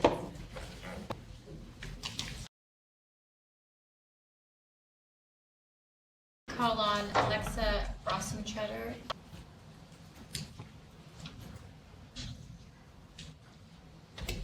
You have a copy of your presentation? Yeah? Hi, welcome. Pass it on to the others. Yes, my first time at one of your meetings as well. so. Welcome. And it's only 9:05. Enthusiastic. So, bring it up. But, yes, so my name is Alexa Rosentreter. I'm a parent in the division at David Livingston School. So my eldest just finished grade 8. He was there for 10 years through nursery, and I currently have children in grade 3 and grade 5 at David Livingston. So I'm active in school there, and I live in the neighborhood. So for my 5 minutes, I want to give a little bit of feedback on the process, and then a little bit of feedback on the actual budget proposals that we have. So the consultations, and also I want to recognize the great work you guys are doing, because I know this is very hard, and there's lots of challenges. So I understand that. I don't envy you that I work either, and I trust that you're bringing your generous spirit to these efforts, and keeping your open mind while people are complaining to you, which I'm about to do. So the consultations in my mind aren't optimized to get meaningful input from the residents or the parents. At the draft budget stage that we're at now, it's presented more as an affirmation of the proposed ideas rather than an actual invitation for kind of specific input. So I recognize there is some effort to include the public, but there's not a direct connection between the advisory committee meetings and the draft budget. The advisory committees could be better used to create the meaningful input to identify the priorities together. And I've started attending, I didn't even know there were advisory committees. I started in November of 2015, went to my first one. And I've been to everyone since then, so I'm kind of getting into that loop.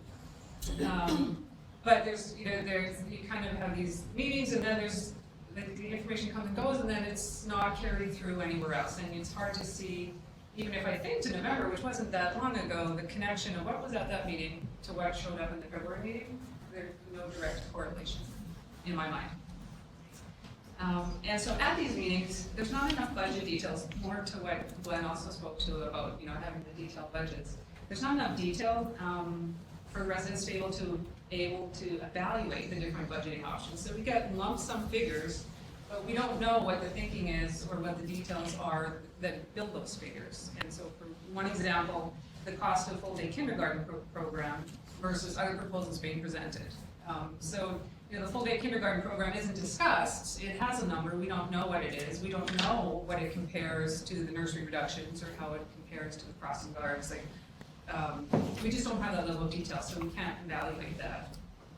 And also, so there's a lack of presentation of the data or any evaluation results to determine how well these programs are doing. And so at the February meeting just recently, we again talked a little bit about full-day kindergarten, and the board says the results are positive, but they weren't able to share any of those details.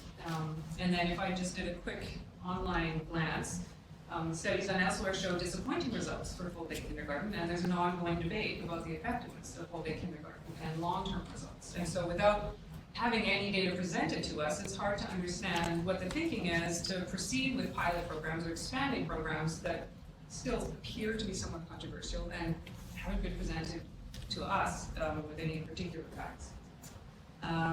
So that's consultations, and then, so if I'm looking at the 3-question survey, again, it reflects a lack of invitation for that meaningful input. It's limited responses, multiple choice. The scope is very focused. So if we look at the first question, a yes, no, don't know response to supporting the reductions.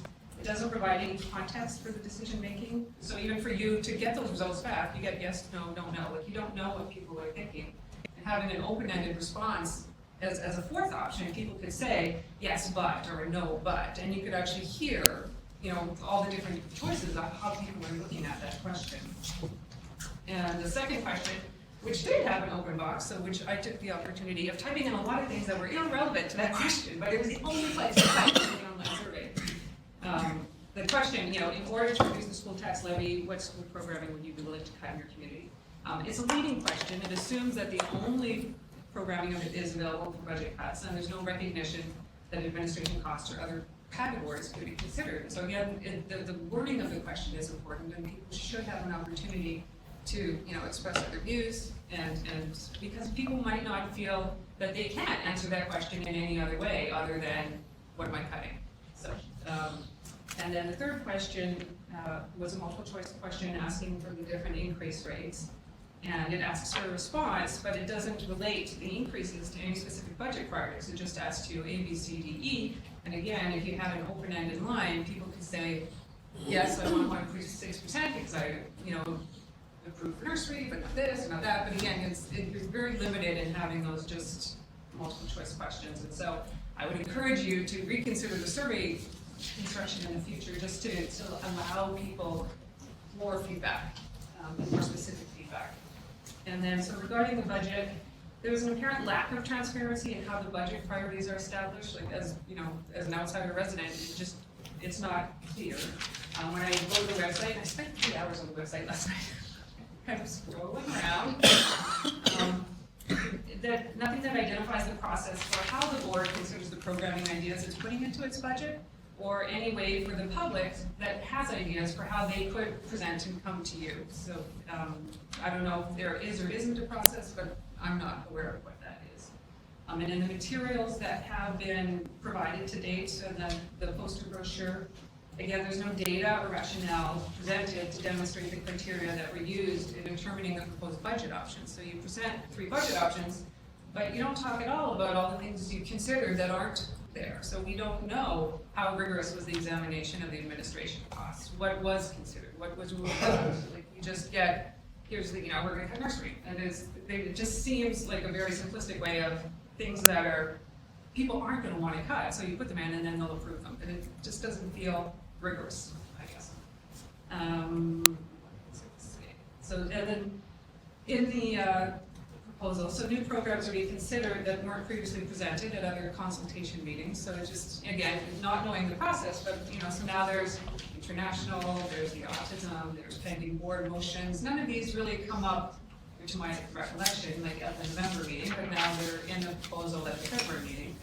And then programs that have been previously discussed aren't mentioned at all either. And in November of 2015, you guys did a survey regarding lunch programs, and then that was never reported back. It's not in any of the budget materials. We don't know whatever happened to it. And, you know, it is a priority for myself, among many other people, and yet it just isn't identified anywhere. And then if we look to the strategic priorities, the brochure lists the priorities, which is great, because you always want to see a connection between your planning, your budgeting, and your priorities. And the one thing I noticed was that there's no key performance indicators tying, like, because they're listed in your plan, but it's not clear how the budget is tied to the plan and any key performance indicators for how those would be met. And significantly, learning outcomes, which is one of your 7 key plans, isn't on the brochure. So you have listed 6, but you've left off learning outcomes. So not clear on that, but that's just there. You're at time. Oh, okay. Do you want to, do you I have can more? go super fast on my last comments. Yeah. Yes, I think there needs to be more rigorous examination of the administration costs. I think the assumption to illustrate the programming just feels not rigorous enough, to use that word again. School resource officers, I did find your 2014 study on your website. They had a 172-page report extolling the benefits and virtues of it, and yet it's on the cutting block without any explanation. Adult crossing guards, up until this morning, I was like adamant, you absolutely need them, but I rethought it a little bit in that might be an area that parents could assume a responsibility. I don't know that it's the school's job to get the kids to and from school. I know I walk my children to school, and other parents walk their children to and from school, and it doesn't require a special skill set. Parents could organize, you know, crossing guards perhaps more so than library technicians, which are valuable, and, you know, take teacher time, reserve it for teaching when they find all the resources that they need. And the same thing with the nursery program. just balancing that without knowing what the full-day kindergarten costs are, you know, trying to at least compare the two and understand where the priorities are. And in the proposals for the budgets, you know, it proposes reductions, but it doesn't identify the criteria for where they would be. Okay, I'm gonna stop you. I think trustees have questions, so you might be able to work that in. Trustee Broughton and then trustee Kashalanek. Can you point me to an example of a level of government that provides you with that rigorous understanding of the budget that you're suggesting? Question related to how the decision-making process occurred as trustees, how we got to the draft budget as you've suggested. Can you suggest to me another level of government that we could use as an example to achieve more of what you're looking for? Just so I understand better.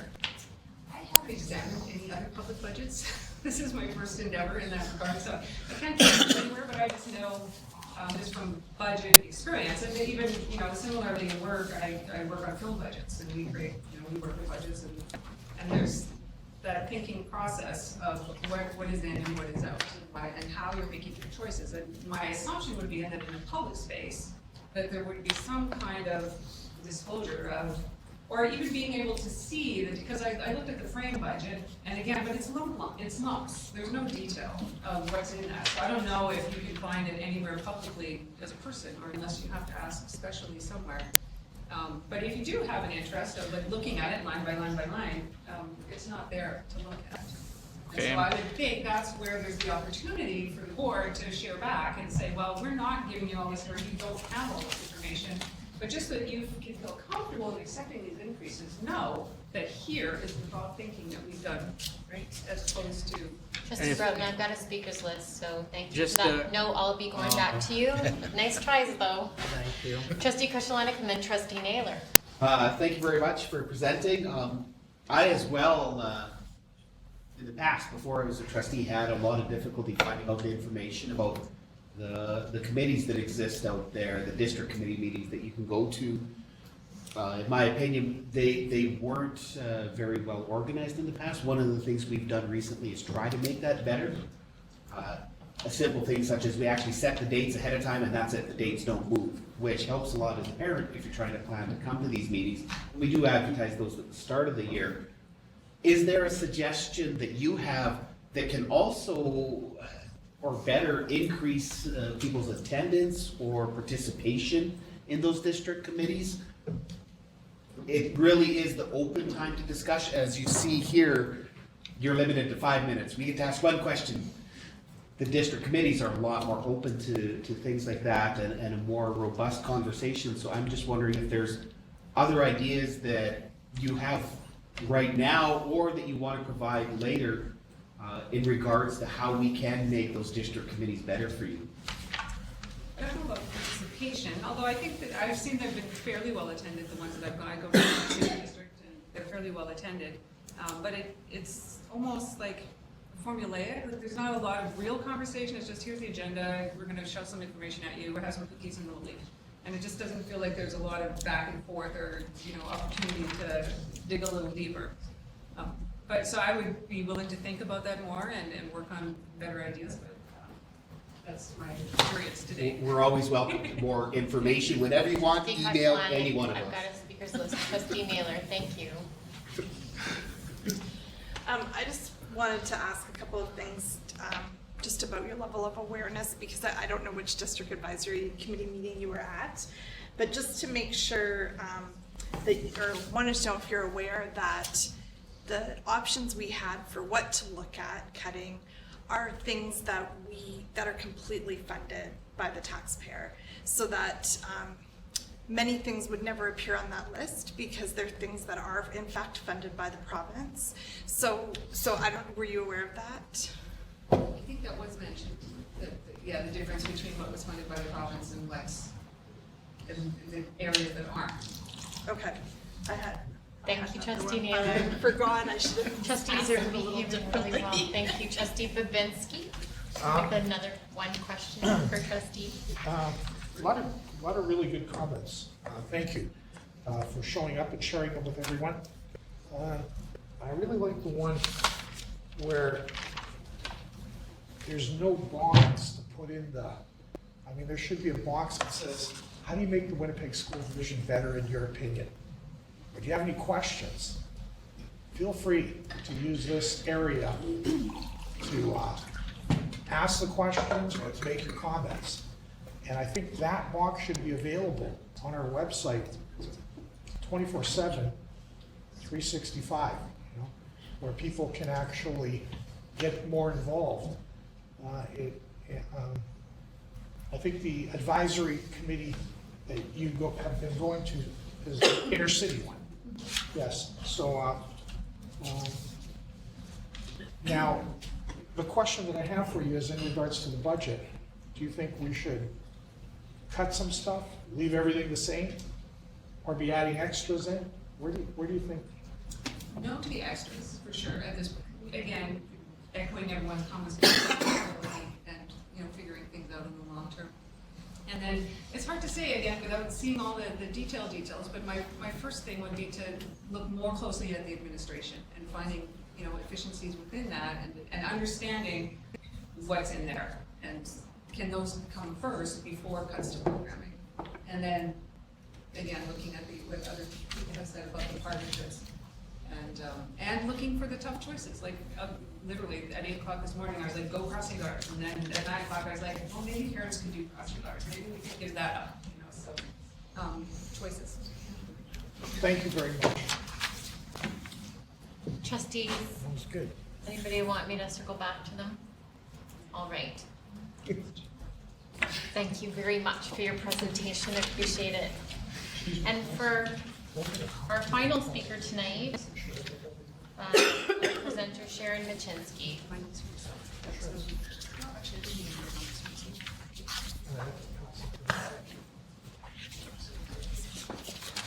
Welcome back.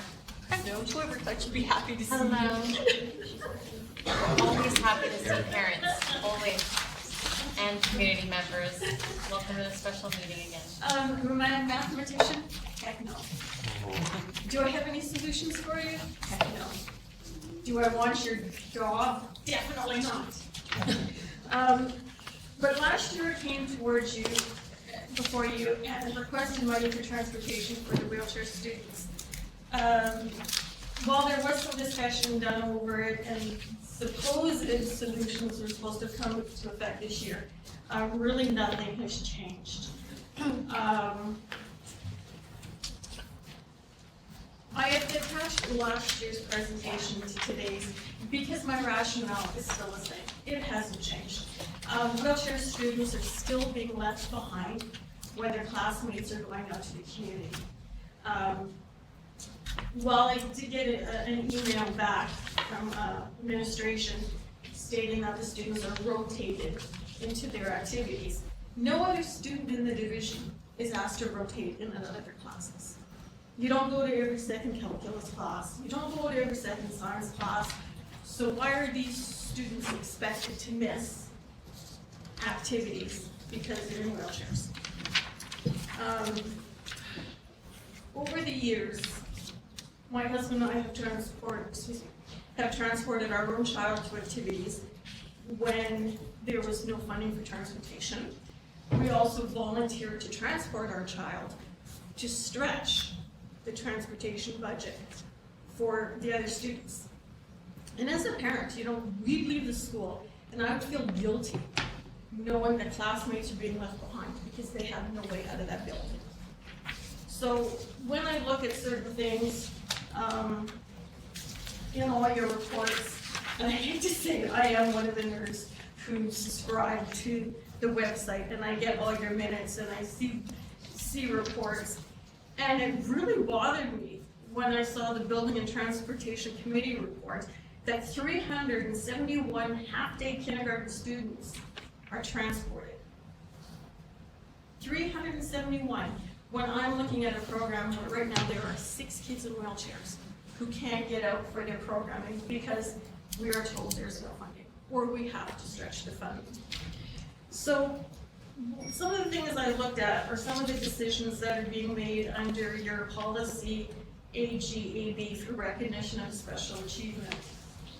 And after looking at those, I've come up with a figure requesting that an additional $1,000 be allocated for each wheelchair student to the existing transportation budgets of the community access programs. So when you look at last May, decisions were made to recognize 5 students and a teacher at a cost of $5,400. That works out to 41 weeks of transportation for 1 outing per week. And of course, you can have more than 1 student on the bus. There was another expenditure of $74.97 for 5 students, 1 teacher, and a consultant. That's 57 weeks of transportation, once per week per classroom. And then the same day, another $3,800 was 1 student, 1 teacher for 4 days, 29 weeks of transportation. So it really bothers me as a parent to see children left behind not being able to achieve their goals and potentials and being told that there's no money in the budget for these children to achieve their potential.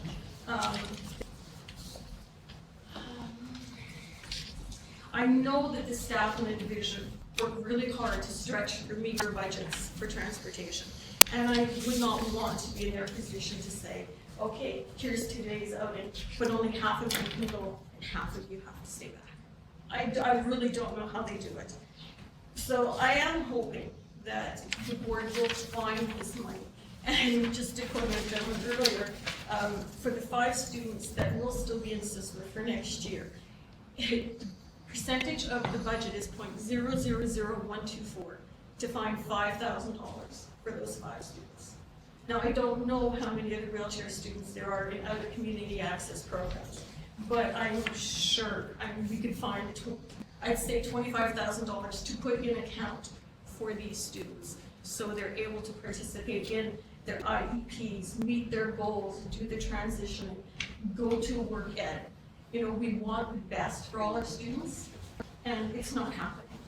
And this is just a small piece of your entire budget.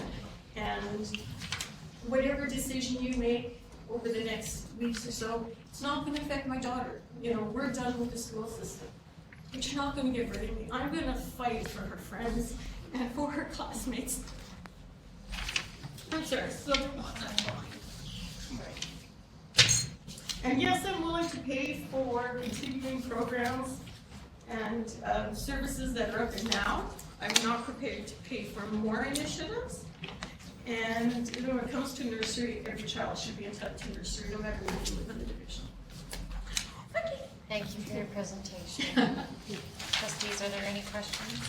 Trustee Babinski, you can start. So just for clarification, you're requesting a minimum of $5,000 for the Sisler High School, so they could extend wheelchair transportation to 5 students, so they can go on field trips.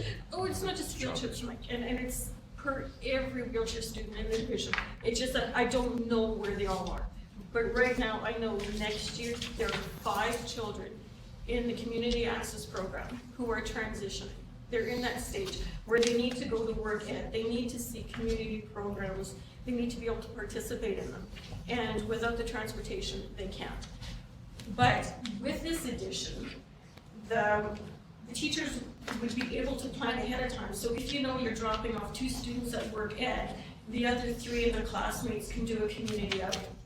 Like, for my child's circumstances and abilities, we never did work ed, we didn't do community programming.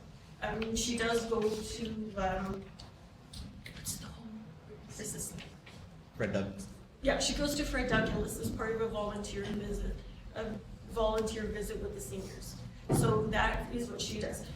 If I had taken the opportunity to put her out and work it, that would have stretched the budget even farther, which is impossible. So that is something I did as a parent to help those children who would gain from work experience. So it's not just $5,000 for Sisler, it's $1,000, but it would be that expenditure just to that high school right now.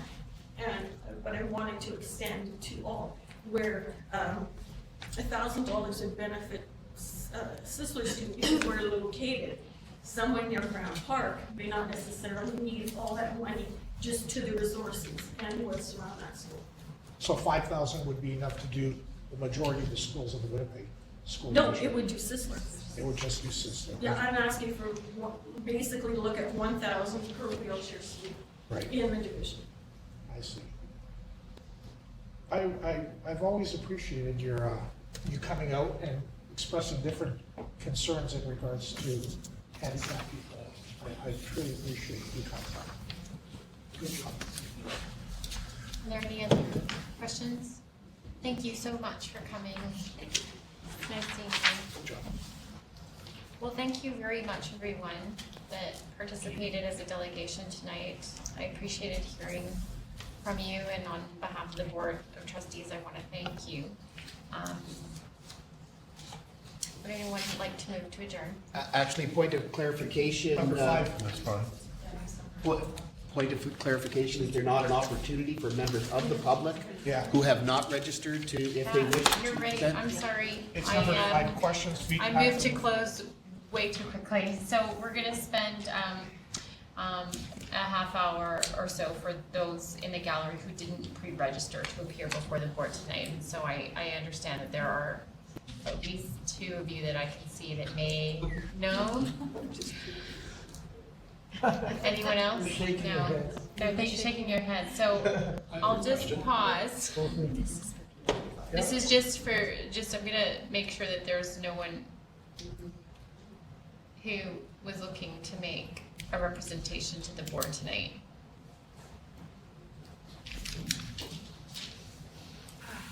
So you'd have 2 minutes. Thank you. I just have one question, and I think it must be important to you because in the documentation that you gave us at various meetings, under option 3, which was the most burdensome, that 4.5% increase, you note across the bottom, pending items based on board motions, 477,000. Would somebody like to speak to that and tell us what it was? Because if 4.5% goes through, my reading of this document is that we'd have $477,000 worth of additional appropriations here, none of which we're aware of what they are. Can somebody speak to what constitutes $477,000? Just above the circle. There's a paragraph there. Okay, I haven't seen that. Do you want to clarify? You don't have it? Oh, the chair. Go ahead, I don't have it in front of me, Trustee. Well, I can No read you the problem. paragraph and I can give you my, Yeah, I'm interested in hearing what it is. the board is also consulting with the community on additions to programming for autism, early intervention, and assistive technology, which would add approximately 1.3 million to the budget. But that's a portion of it. I don't think we're talking the same thing here. Pending items based on board motions. Well, this is $477,000 on this unit here, for that 4.5% increase. And yet I see the references to autism being pulled. The, also, since, you've given me the floor. Exactly. Sure have, Trustee. So they might not like what I'm about to say, but there's a lot of discussions that are held behind closed doors that the board as a whole doesn't want the community to know about at this point. They're called discussions in camera. And discussions in camera, they all know, before, as we come out collectively as a whole, that's when we announce what we're up to. But there is a bunch of things that we're discussing behind closed doors that the board doesn't want the community to know at this point. Trustee Babinski is not speaking on behalf of the board I'm right not, now. no, I'm But- not speaking on behalf of the board. I've always thought there shouldn't be closed door meetings, there should be complete transparency. Like the one tonight, Trustee Babinski, Trustee Broughton, and then Trustee Naylor. Every level of government has closed door meetings. Sometimes they're necessary. I think our former city councilor is well aware of in-camera meetings and understands how they get used. Specifically though to your question, sir, the pending items before the board are a few specific programs that the board has introduced motions about to further explore, to enhance programming in the Winnipeg School Division. One of them being distance and video conferencing as a mechanism to offer more programming at a reduced cost to the division, not only to students within the Winnipeg School Division, but students right across the province. There has been a request from EARCOM when it comes to supporting refugees coming into the Winnipeg School Division. We're exploring the use of solar panels in an effort to further the Winnipeg School Division's environmental sustainability, but also reducing our energy costs over a long term, and other small programs such as organic waste composting, again as an investment to reduce our long-term environmental sustainability as well as our cost of delivering services. Can you clarify what the cost anticipated around either the organic waste or the solar panels are? At this point, the programs are in their infancy, and we don't have completed reports to be able to share publicly. As all of our committee reports form part of the minutes of each committee, are available on our website, all that information will be forthcoming. I understand that through the chair. Here's my final point on this. Final point. It was $477,000 allocated, and it went through as part of a 4.5% budget increase. Based on these discussions, we don't know what it is that's going through or the value. Somebody came up with a $477,000 amount here based on something specific. That's why I asked just on that small example of solar panels and of organic waste. What does it cost? Thanks for your point. Mr. Steek, go ahead. I just want to clarify actually that all of those pending items have not been discussed behind closed doors. So because that point was made, I want to clarify that's not in fact the process, that every one of those pending items is available, were motions that came forward at public meetings. Some of them, the reason that the details aren't in place yet are because they're pending motions. We've had a notice of motion on certain issues. So in some ways, we were doing some due diligence to say we don't know, as these motions continue through, what we're going to want to agree to or not agree to. But we needed to kind of wrap up an amount so we had a sense of what that would look like if those motions did proceed. But they're all in our minutes. They all happened live on camera and then have been referred to various committees to look at, which I'm sure you're aware of that process, but I felt that point needs to be clarified here. Excuse me. So One more comment. we're going to, I think we're going to look at seeing if trustees have anything further, because this last part was designed to take representations for the floor. I see your hand there, Mr. Maskiw. So we'll take one. Oh, you are interested in making representation? Well, then come up. Well, not to say something, I just have a couple of, I have some feedback. That's all I wanted.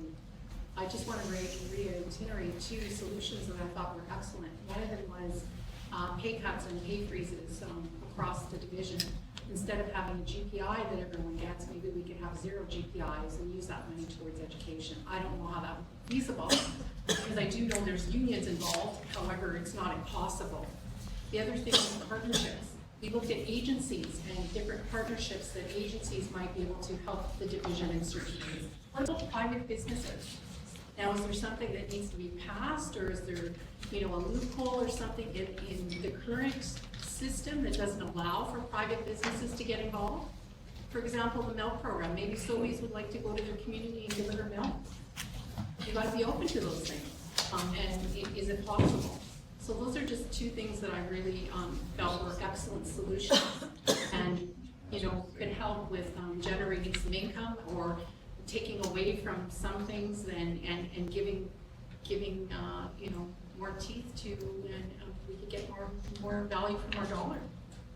Do you mind taking a minute to introduce yourself so we can at least thank you formally? Oh, sure.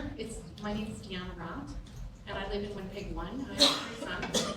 One has graduated, one has not graduated, and one is in the school division presently. Thank you very much. It was nice to hear from you this evening. Is there anyone else that's sitting in the gallery? Go ahead, Mr. Maskiw. So kind of further than part of my presentation, what Mr. Steek raised is a very valid point, that when you have a number and it's not it's a very big description, and you take 10 minutes to try to explain it away, that demonstrates the tentative lack of transparency and detail that we need as a public in the budget process. Those that can understand, like myself, I'll dig into it. Those that don't, they may not look at it in greater detail. But 2 of those 3 items that were mentioned, in my opinion, have nothing to do with furthering a student's ability to read, write, and arithmetic. I think it's how old school. That's very, it's a luxury item that doesn't have a direct impact on the quality of education as far as I'm concerned. It shouldn't even be considered. If there's extra money, then look at it. If there's not extra money, I go back to my argument, we are in a financial crisis overall in every level of government, including Winnipeg school divisions. Keep that in mind. Thank you. Well, is there anyone else in the gallery? Then Trustee Broughton, go ahead. I move to adjourn. All right. Well, thank you very much again. Do we have a seconder? All those in favor? Thank you. Any opposed? All right, we're carried. Thank you very much again.